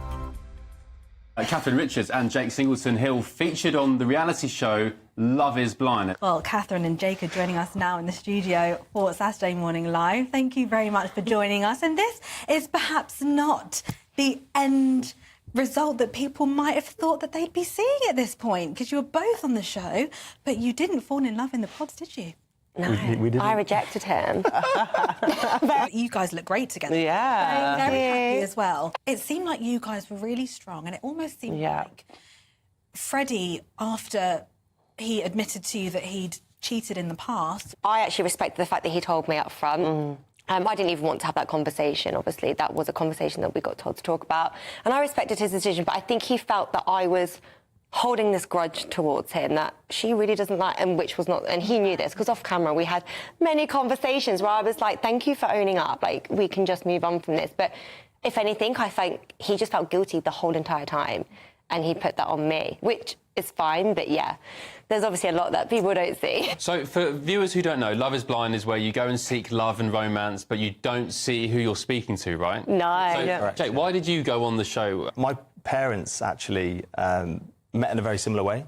So my stepdad was texting my mum. He'd basically stolen the number off of a friend because the friend had met my mum in Blackpool, and they were texting for like 6 months. They'd never met.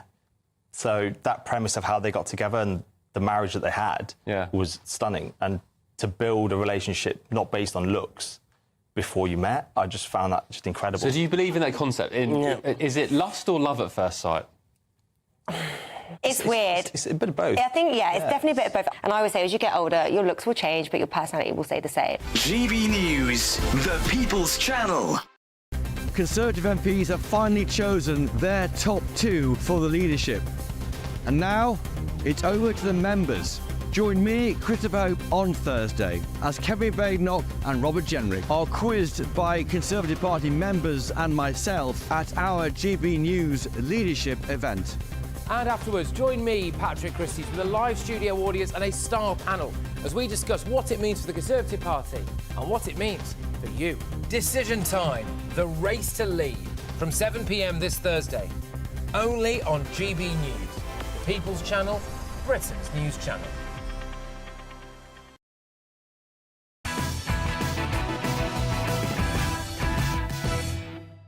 Welcome back. Now, very shortly, I'll have all of tomorrow's newspaper front pages for you. But first, the King and Queen, they will jet off to Australia later this week for a 6-day tour of the country and Samoa. It's going to be the monarch's first trip down under since he became king, but it's already been marred in controversy after 6 of Australia's most senior politicians announced that they're going to skip a reception for Charles and Camilla on Monday. They've all given various excuses for their absences, but it reignited debate about the monarchy's future in Oz. So Chris Minns, who's the Labour leader of the state of New South Wales, said he can't attend the welcome event for the King and Queen because he'll be busy campaigning for re-election. But he also previously refused to light up the Sydney Opera House sails for the coronation. So, you know. The campaign group, the Australian Republican Movement, has even described the couple's overseas tour as the chance to wave goodbye to royal reign.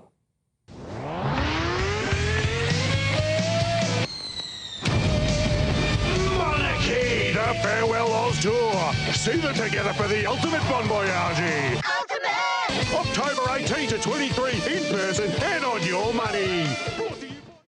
Yeah, I mean, I can't help but wonder two things, actually. Firstly, whether or not the King has regrettably brought this on himself, actually, with some of the comments he's made previously about things like reparations, etc. But also whether or not saying the farewell tour for a man who is suffering from cancer is particularly a nice thing to do. Joining me now is the journalist at the Australian newspaper, friend of the show. It's Sophie Ellsworth. Sophie, great to see you. Thank you so much. Look, what do you make of this? I mean, is this a load of hyper-woke Aussies just sticking the two fingers up to our monarch? Well, Patrick, it's not a very good look, unfortunately, for Australia. This story broke in the Herald Sun here on Sunday, saying that the premiers, the leaders of our 6 states here, have got other commitments and won't be meeting with King Charles on Monday. And it's really quite embarrassing because this has been in the works. The King's visit has been in the works for some months now, Patrick. And really, they should have cleared their schedules. Because I think it's highly appropriate that they do meet with him. He is our head of state. This is an important visit down under. He has not been here with Queen Camilla since 2018, and particularly with his health issues that he's battling, it is the right thing to do to represent our states and visit and meet with him. But they all seem to come up with excuses, Patrick. I actually do think it's quite offensive for a man who is taking a break from cancer treatment to go and press the flesh of the Aussies, which I think are, and I hope anyway, remain a tremendous ally with us, really, on the world stage. To have such a sheer volume of people willing to snub him is, I don't know, it's not particularly nice, is it, really? Well, it's not really, Patrick, but 5 of the 6 state premiers here are of the Labor Party, of the left-leaning Labor Party. And so they're not on the conservative side of politics. So that might explain some of the reasons behind, their political views, why they are not attending to meet King Charles. But, he's only here for a short time. He's pausing his cancer treatment. And there's a lot of excitement, too, that he's coming. I mean, there's pages in the papers every day. He's arriving here Australian time on Friday night. He may even show up at the Royal Randwick Racecourse on Saturday. His schedules are pretty, a lot of it is secretive, Patrick. We only have minimal details on some of the things he will attend. But I think there are people very seriously questioning why the premiers are not making the time to meet with King Charles. Well, and are they just, frankly, out of touch with the vast majority of Australians? I mean, we saw one chap there was so intent on virtue signalling he didn't want to light up the sails at the Sydney Opera House for the coronation. I mean, that just seems a bit childish and petty. It's interesting for me to actually realise that maybe leftists are exactly the same, whether they're in Britain or in Australia.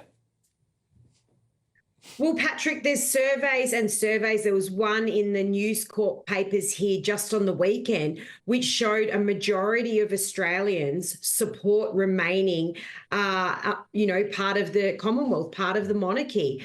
They don't want to become a republic. So they keep doing polls. They hope that it will show, many of the leftist views down here hope that it will show that we want to become a republic, but the polls show otherwise. So hopefully Australians will come out and support the King and the Queen on their visit here. Just finally, Sophie, with you, I do wonder, though, if King Charles has brought a bit of this on himself. He's been a bit squiffy on a few things that has raised eyebrows. The most recent one was that he did say, well, if Australia wants to become a republic, break away from the monarchy, then I wouldn't step in the way of that. And I thought at the time, why are you saying this stuff? You give them an inch, they'll take a mile.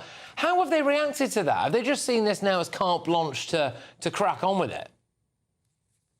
Well, of course, that ends up making headlines and dominates the news down here in Australia, Patrick. It's probably not a good tactic to give those lines out to the media when you're hoping, as I would imagine the King and Queen are, that Australians remain supportive of a monarchy. So there is still a lot of support for the monarchy. And, you know, it's very hard to change. They did try and change it previously to become a republic here and failed. So we wish him well on his tour, and hopefully Aussies will come out and support the King and Queen when they do visit Australia. Yeah, absolutely, 100%. And it's great to see you again, Sophie. I wish you all the best, and I'm sure that we'll be in touch, certainly over the next few days, to say the least. Sophie Ellsworth there is a journalist at the Australian newspaper, also a contributor as well at Sky News Australia. Fabulous news channel on that side of the world. Coming up, the first of tomorrow's newspaper front pages have landed. I'll bring them to you with my panel next. And what's going on here? Shortly after our final couple has performed, and you don't have too much longer to wait. Well done. Oh, yeah, weird, eh? I'm also going to be telling you where in the country I'm going to be doing my swim to raise money for Friends of the Elderly. You were all getting in touch with your suggestions. I've picked one of them, and I'll tell you about it soon. Hello, good evening and welcome to your GB News weather update from the Met Office. As we head into Tuesday, there's going to be plenty of cloud around with some drips and drabs of rain and drizzle, dry and bright at times in the north and east and feeling rather warm in southern parts. We've had some rain and some showers through the day. That's generally cleared off from the north of Scotland and the southeast of the country too, and that's led us into a largely dry evening. Plenty of cloud around though, and this thick enough at times to produce a little bit of rain and drizzle, mainly across hilly areas. And all this cloud will slowly move its way towards northern parts of the country. Staying clear across the far north of Scotland though, and that is where it's going to remain cold, perhaps with some frost in places by the time we reach dawn. But otherwise a cool night, fairly mild in the south though under those cloudier skies, most towns and cities remaining in the double digits. So a bright but cold start across northern parts of Scotland, but elsewhere there's plenty of cloud around. Once again, spots of rain and drizzle, mainly across the hills, and a rather cloudy and drab start to Tuesday. But as I say, fairly mild in the south, lows of 13, 14 by the time we reach the morning.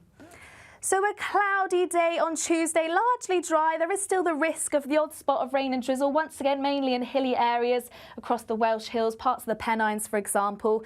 There will be some drier and brighter weather around the far north of Scotland once again, perhaps later across East Anglia, but otherwise quite a cloudy day on offer, but staying largely dry. Feeling a little bit warmer too, particularly across the south and southeast. We're looking at highs of around 17 to 18 Celsius. On Wednesday, though, plenty of cloud around, plenty of rain and some showers, these heavy at times, seeing some outbreaks of thunder too. So quite an unsettled day by the time we reach Wednesday.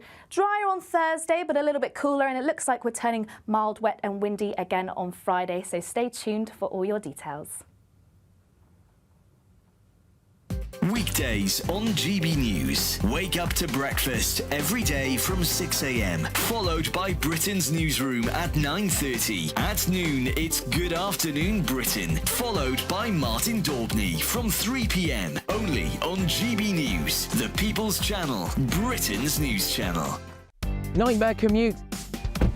Kick it up a gear with GB News Radio. You can listen online and on DAB+ and on the GB News app. We're also on TuneIn and the Radio Player apps. From the school run to rush hour, get revved up with GB News Radio. We are the People's Channel, Britain's news channel. I'm Christopher Hope. From pop stars to politicians, I'll interview anybody in a pub who's got a political opinion. Join me every Friday on Spotify, Apple Podcasts, YouTube or gbnews.com, or wherever you get your podcasts. This is GB News, the People's Channel.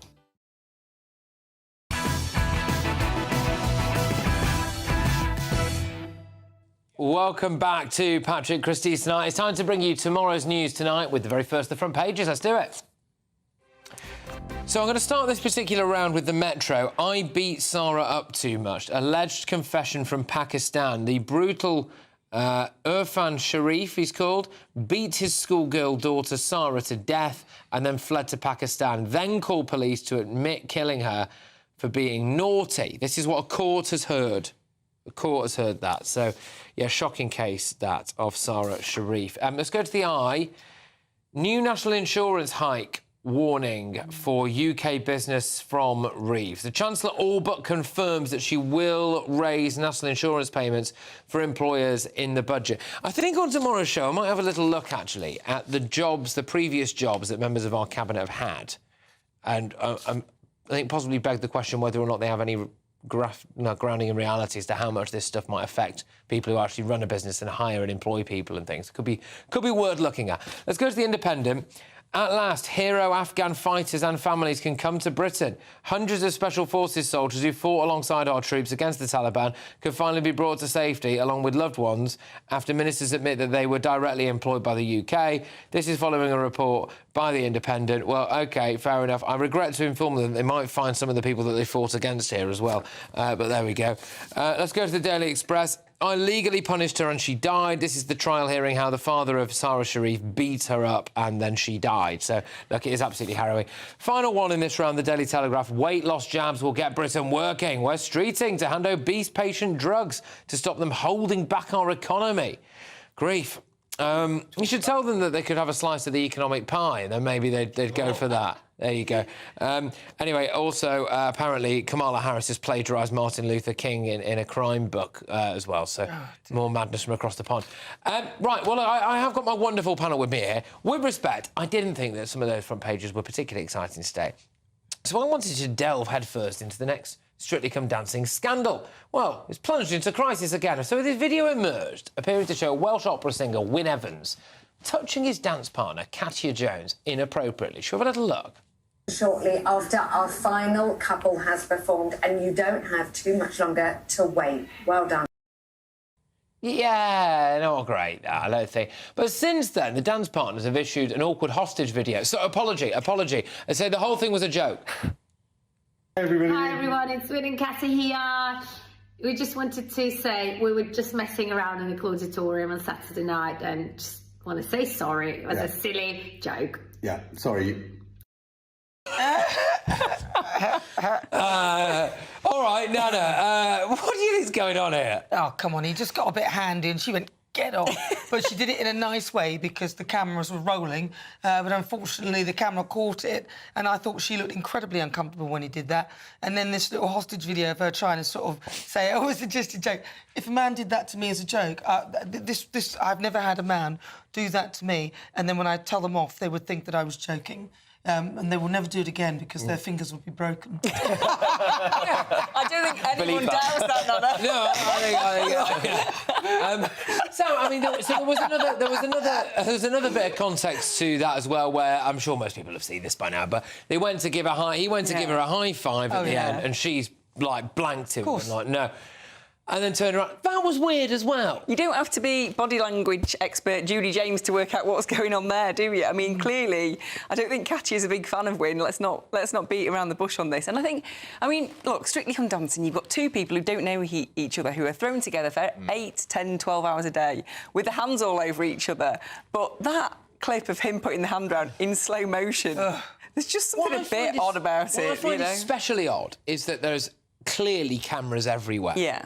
So, I mean, like, control yourself. Well, you know what I mean? If you are that way, like, just don't do it. Absolutely. It's like the most watched TV show in Britain. And then I thought the non-apology apology was terrible. Saying it's just a silly joke. I mean, at least before you record your apology video, come up with a better response than that. Like, I could see how it looked and I'm really sorry and I shouldn't have done it. Not, oh, it was a silly joke. I mean, come on. I mean, what was the joke supposed to be? Yeah, exactly. What is the joke? Yeah, it was just a bit of reminiscent of, like, oh, come on, love, I was only joking. Yeah. You know, it literally looks as though there's every excuse to try and touch her.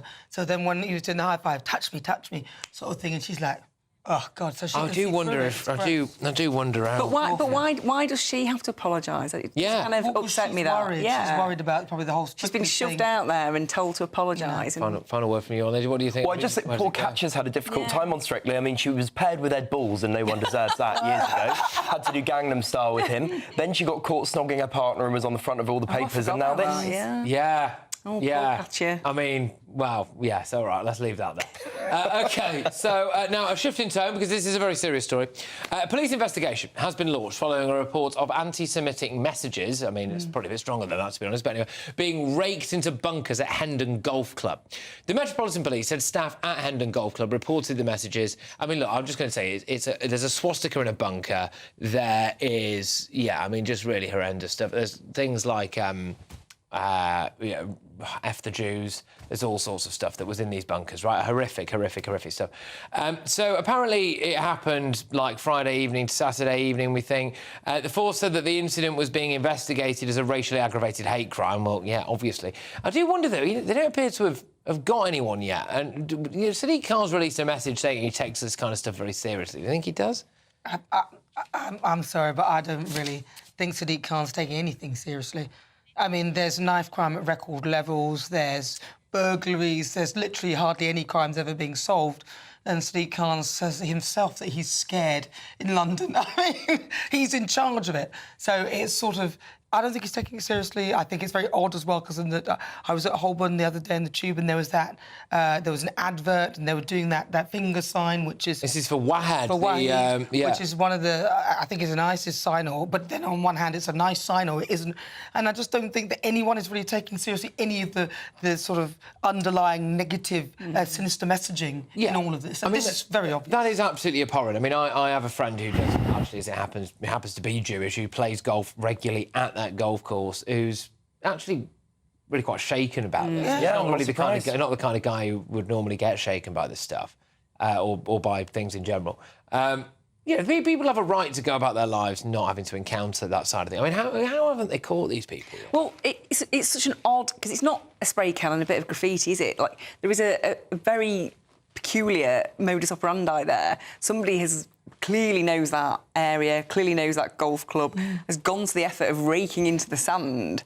It cannot be that. There must be CCTV everywhere. I just don't really understand why that next leap has not been made. A worrying rise, this, for you. Do you think in anti-Semitism? Yeah, absolutely. And I think it's... I saw the other day that if you look at hate crime that's aggravated around sexuality or race has gone down, but religious-motivated hate crime has massively gone up. I think it's 25% in the last year, and it's really concerning, and particularly anti-Semitic hate crime. So it's a big concern. Yeah, it is a shocker.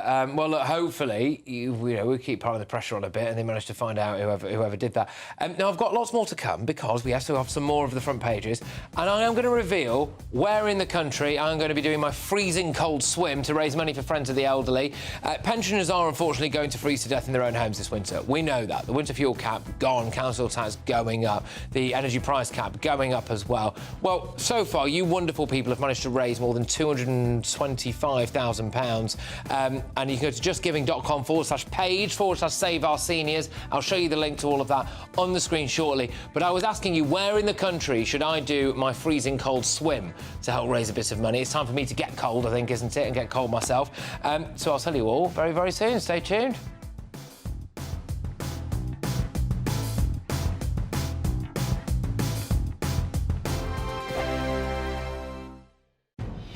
Good afternoon, Britain. Weekdays from midday. National Trust Director General has said something rather curious. She's admitted that 70% of the charity's staff are Union Jack-hating progressive activists. Yes, this was speaking at a Labour Party fringe event. The boss of the charity, Hilary McGrady, acknowledged that there was a gap between her staff's views and the views held by the wider public. So was she being honest? Joining me now to discuss this is historian and broadcaster Rafe Hadel-Mankoo, who I believe is with me. Rafe, thank you very much indeed. Can this be true? The founders of the National Trust and later figures involved in it, like my hero James Lees Milne, were really motivated by love of nation. But I think that love of nation in the Trust has become actively, national self-loathing. And that's really the state of modern Britain. And with the Trust, I mean, what we've done is we've actually entrusted our national heritage to those people who actually actively despise our national heritage. And it's, it's utter madness. Have these people wanted to take over charities like the National Trust for their political ends, or is it just something that happens? Is it just the type of people who work in charities? This has been part of the long march through the institutions, that people need to understand that Britain is now a post-revolutionary society.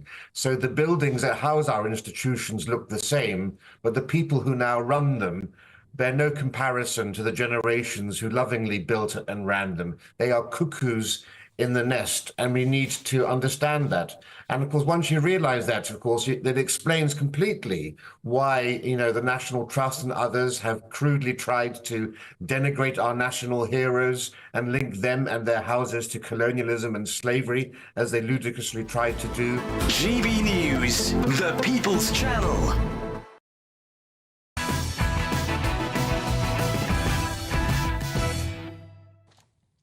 Okay, welcome back. I'm just going to get stuck straight into the final round of papers, I think. So, The Guardian first. Rachel Reeves hints at budget increase in employer national insurance. So, there we go. The Mirror, Mrs Brown's racist joke storm. So the Star apologises for a comment as the BBC pauses the show and orders an investigation into Mrs Brown's boys, apparently a racist joke. There we go. Let's go to the Daily Mail. Sarah, 10, was burned with an iron, tied to a heating pipe, bitten, had her spine broken. I mean, this story is devastating beyond words. Sarah Sharif was found dead last year. Her father fled to Pakistan, and there is a trial ongoing. The Times, final one. Rachel Reeves tells businesses to prepare for higher taxes. OK, so those are all of your front pages. But now, thanks to your generosity, my fundraiser for Friends of the Elderly has hit more than £225,000. With gift aid, though, it's up to beyond that, way beyond that. It's up to probably about £270,000 with gift aid now. And it's nearly time for my next challenge. Hundreds of you emailed in with suggestions about where I should do my cold water swim. I thought I should do a cold water swim because I'm talking about pensioners sadly freezing in their own homes, OK? So I said, well, it's time for me to get, bitterly cold myself to show what it's really like. So to list just a few of the suggestions that some of you wonderful people got in touch with. Loch Ness was one of them. Stickle Tarn in Langdale was another one. Newcastle upon Tyne, Southend-on-Sea, Worthing, the Solent and St Agnes in Cornwall. Tremendous suggestions, so thank you very, very much. Now I'm going to reveal where I have decided that I will be doing this cold water swim. And it's going to be at the very top of Stickle Tarn in the Lake District. So, look, this is going to take me an hour and a half to climb up there. The wind chill factor, and this was from today's forecast, put today at 0 degrees at top of that hill. And the water temperature is about 8 degrees. So I'm going to be doing this on Saturday, the 26th of October. So conceivably, it will be even colder than it is now. And I am, as it stands, going to try and spend 3 minutes, I think, in that tarn and try to survive. You see, is that all? Hypothermia sets in after about 4, and we've got health and safety issues. So how cold will this be? What do I need to do to prepare? To tell me more, I'm joined now by the cold water instructor, Kevin O'Neill. Kevin, thank you very, very much for joining us. Kevin, thank you. Yes, look, how do I prepare to get in Stickle Tarn? Bear in mind, I'm not going to be wearing any waterproofs. It's just me and my swimming shorts. Yeah, 8 degrees cold water is pretty cold, Patrick. Yeah, so really, what you should be doing, and you should. When is it you're doing it? The Saturday after next. Saturday after next. So really, you should be in a cold shower every day, at least 2 or 3 minutes in a cold shower, just to get the body used to it, just to get it to habituate to the cold. What will happen if I don't do that? If I just jump straight in? Yeah, if you jump straight in, you're going to get shock response, and the likelihood is that you could run out because you'll gasp, you'll hyperventilate, you'll feel really, really uncomfortable, and it doesn't really have to feel like that. It can be nice and gentle, nice and relaxed if you concentrate on your breathing, focus on your breath. Breath is the key with it, really. OK, right, so breath is the key. Now, just quickly, because when I said I was going to try and do about 3 minutes in it, I'm not wedded to this idea, by the way. Nana seems to think, is that all? Is 3 minutes a long time in something like Stickle Tarn? 3 minutes is a long time in 8 degrees. 8 degrees is cold. It's right. Cold water. Generally, cold water is anything less than sort of 20 degrees, right. Believe it or not. So Yeah, 8 degrees is kind of about the area that you're activating nociceptors, so it can be quite painful, get a bit hot, burning on the skin. It can feel quite uncomfortable. But as long as you're following your breath and you're increasing the length of your exhales and you're breathing nice and deep, nice and slow on the exhales, you'll be under control. So this is it, right? Okay, good. So let's get into the meat and the bones of this now. Let's assume, why not? I have a cold shower every single day between now and then, and I get in, right? So the breathing. It's all about the breathing, is it?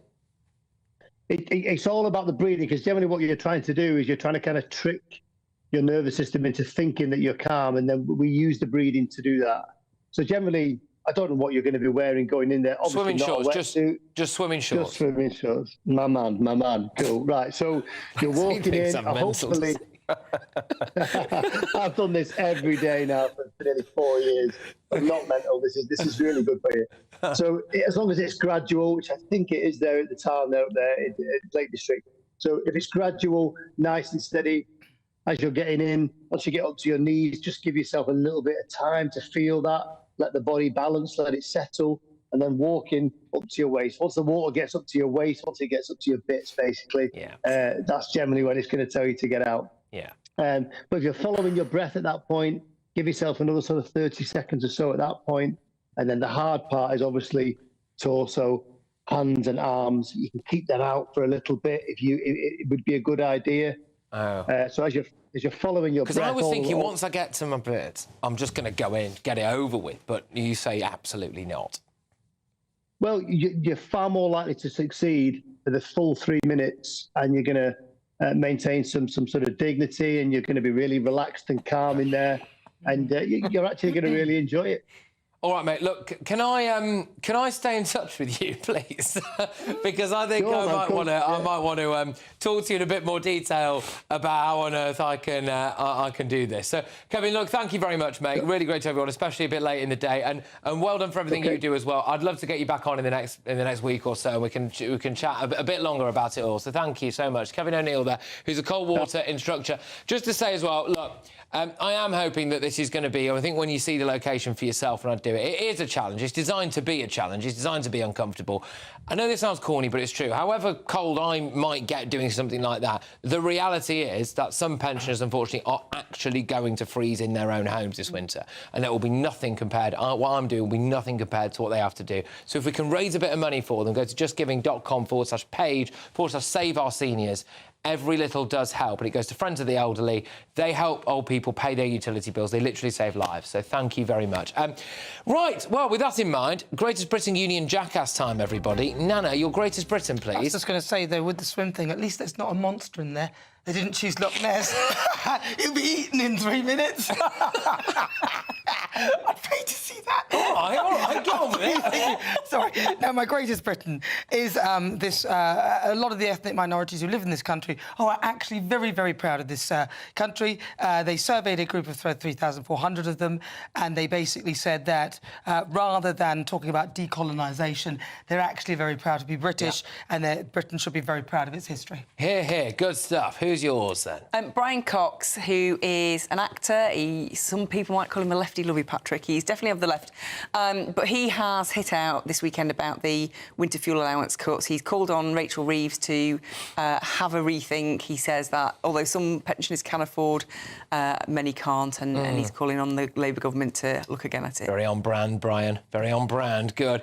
Who's your Greatest Britain, please? My Greatest Britain is an honorary Briton in the sense that he's lived in Britain for the last 8 years. It's Pep Guardiola. And hear me out on this, but it's because Pep Guardiola has not ruled out being the next England football manager. And we need Pep.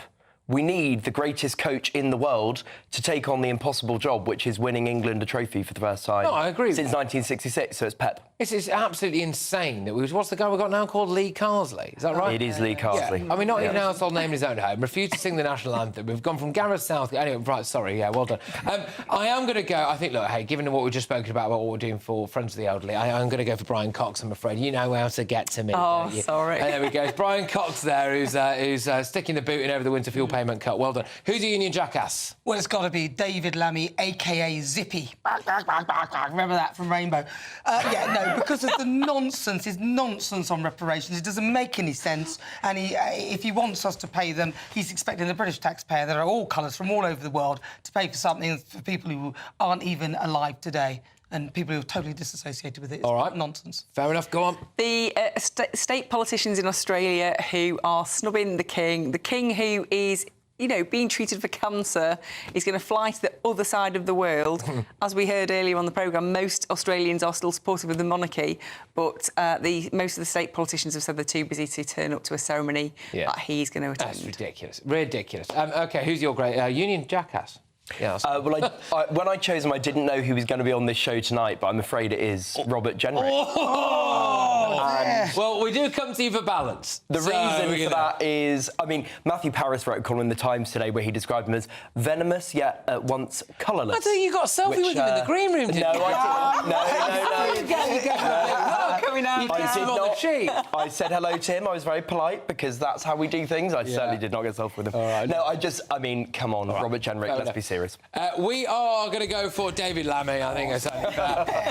Right, OK. Look, thank you very much, everybody. Thank you. And thank you at home, most importantly. I will see you tomorrow at 9 p.m. Headliners next.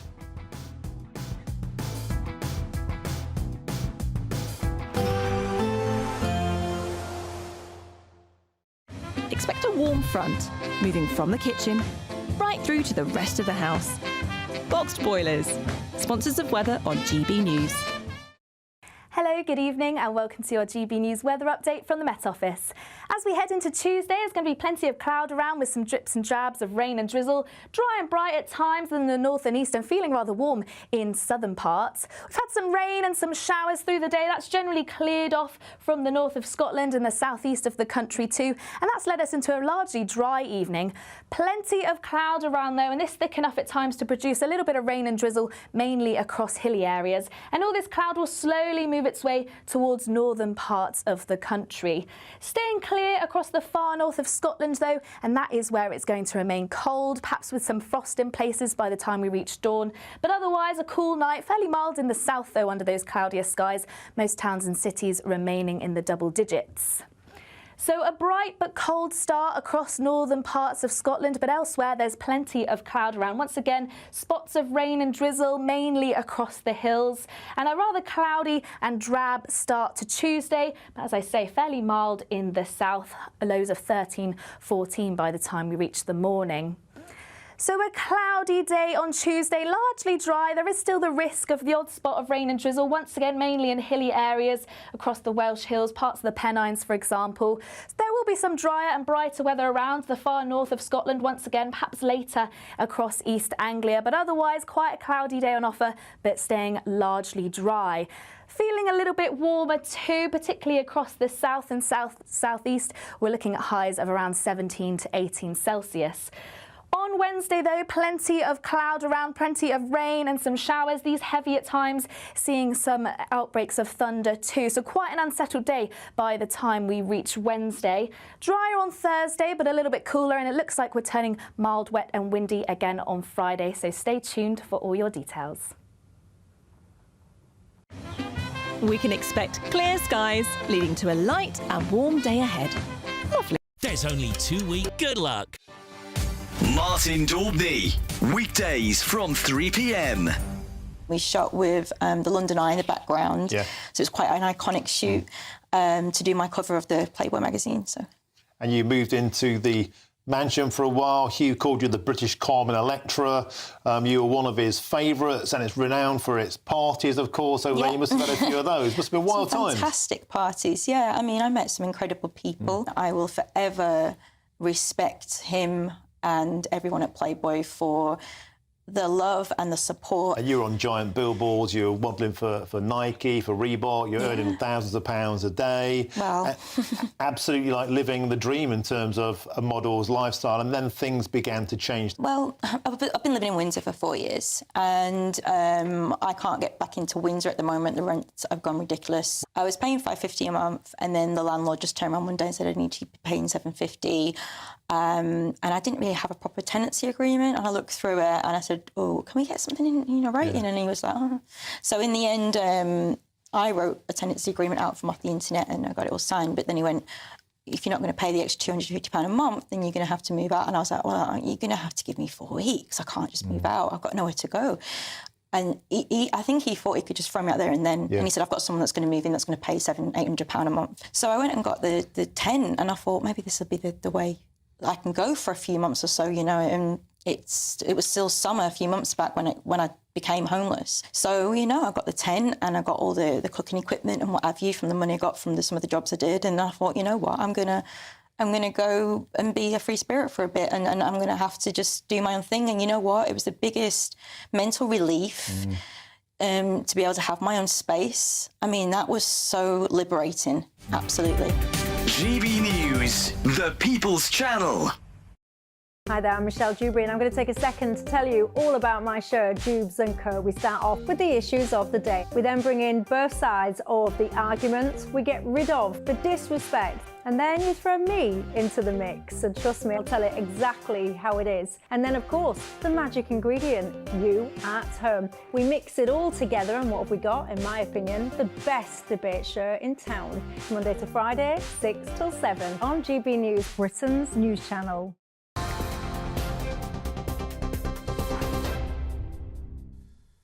Hello there, I'm Mark White with the latest headlines from the GB News Centre.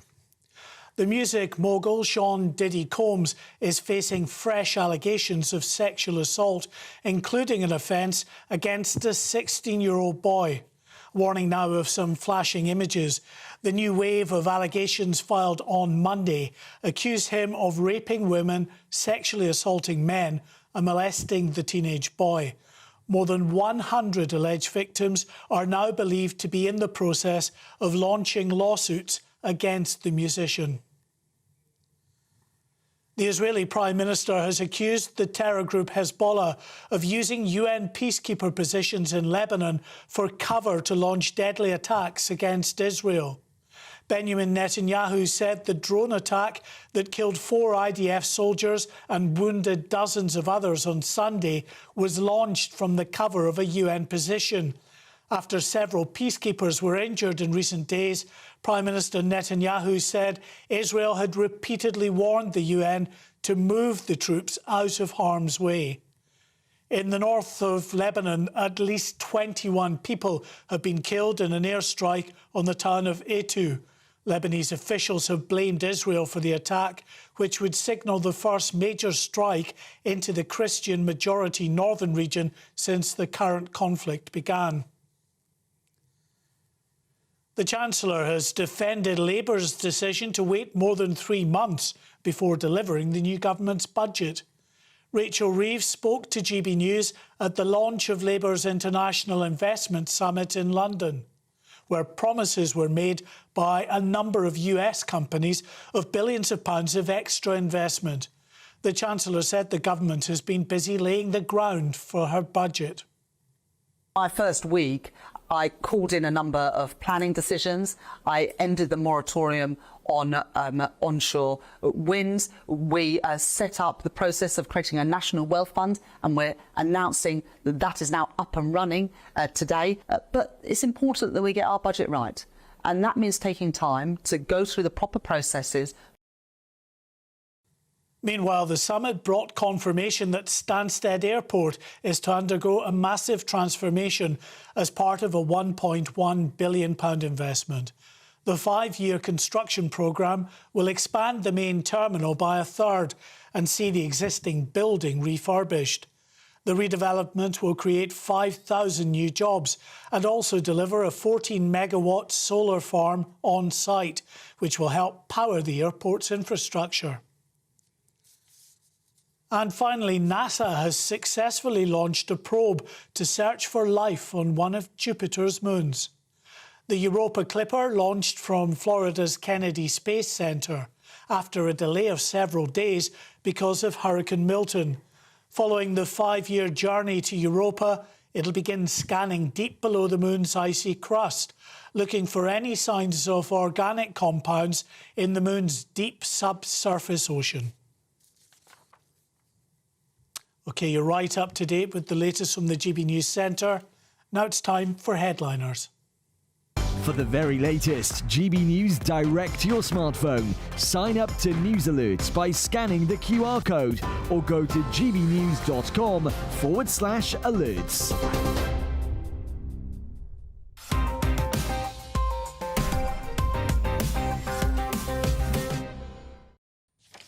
Hello and welcome to Headliners, your first look at Tuesday's newspapers with three comedians. I'm Simon Evans. Joining me tonight we have Cheeky Monkey Lewis Schaefer and organ grinder Nick Dixon. There we are, gentlemen. Those are your roles for this evening. Not sure what that means. Yeah, well, you don't pay the monkey. I can't remember. It's something about paying monkeys and organ grinders and calling the tune or something, isn't it? I don't know what a cheeky monkey is. Yeah. But I'm not playing it. This is what I am. I'm a cheeky monkey. You are. I'm not playing You're it. both hominids at the end of the day. Yeah. Let's have a look at our front pages and see if we can get a tune out of any of them. Metro. Very bleak news. I beat Sarah up too much. The alleged confession from Pakistan. Telegraph. Weight loss jabs will get Britain working. We'll be looking at that later. Independent. At least hero Afghan fighters and families. Sorry, at last hero Afghan fighters and families can come to Britain. The Daily Mail. Sarah Tem was burned with an iron tied to a heating pipe, bitten and had her spine broken. The Guardian.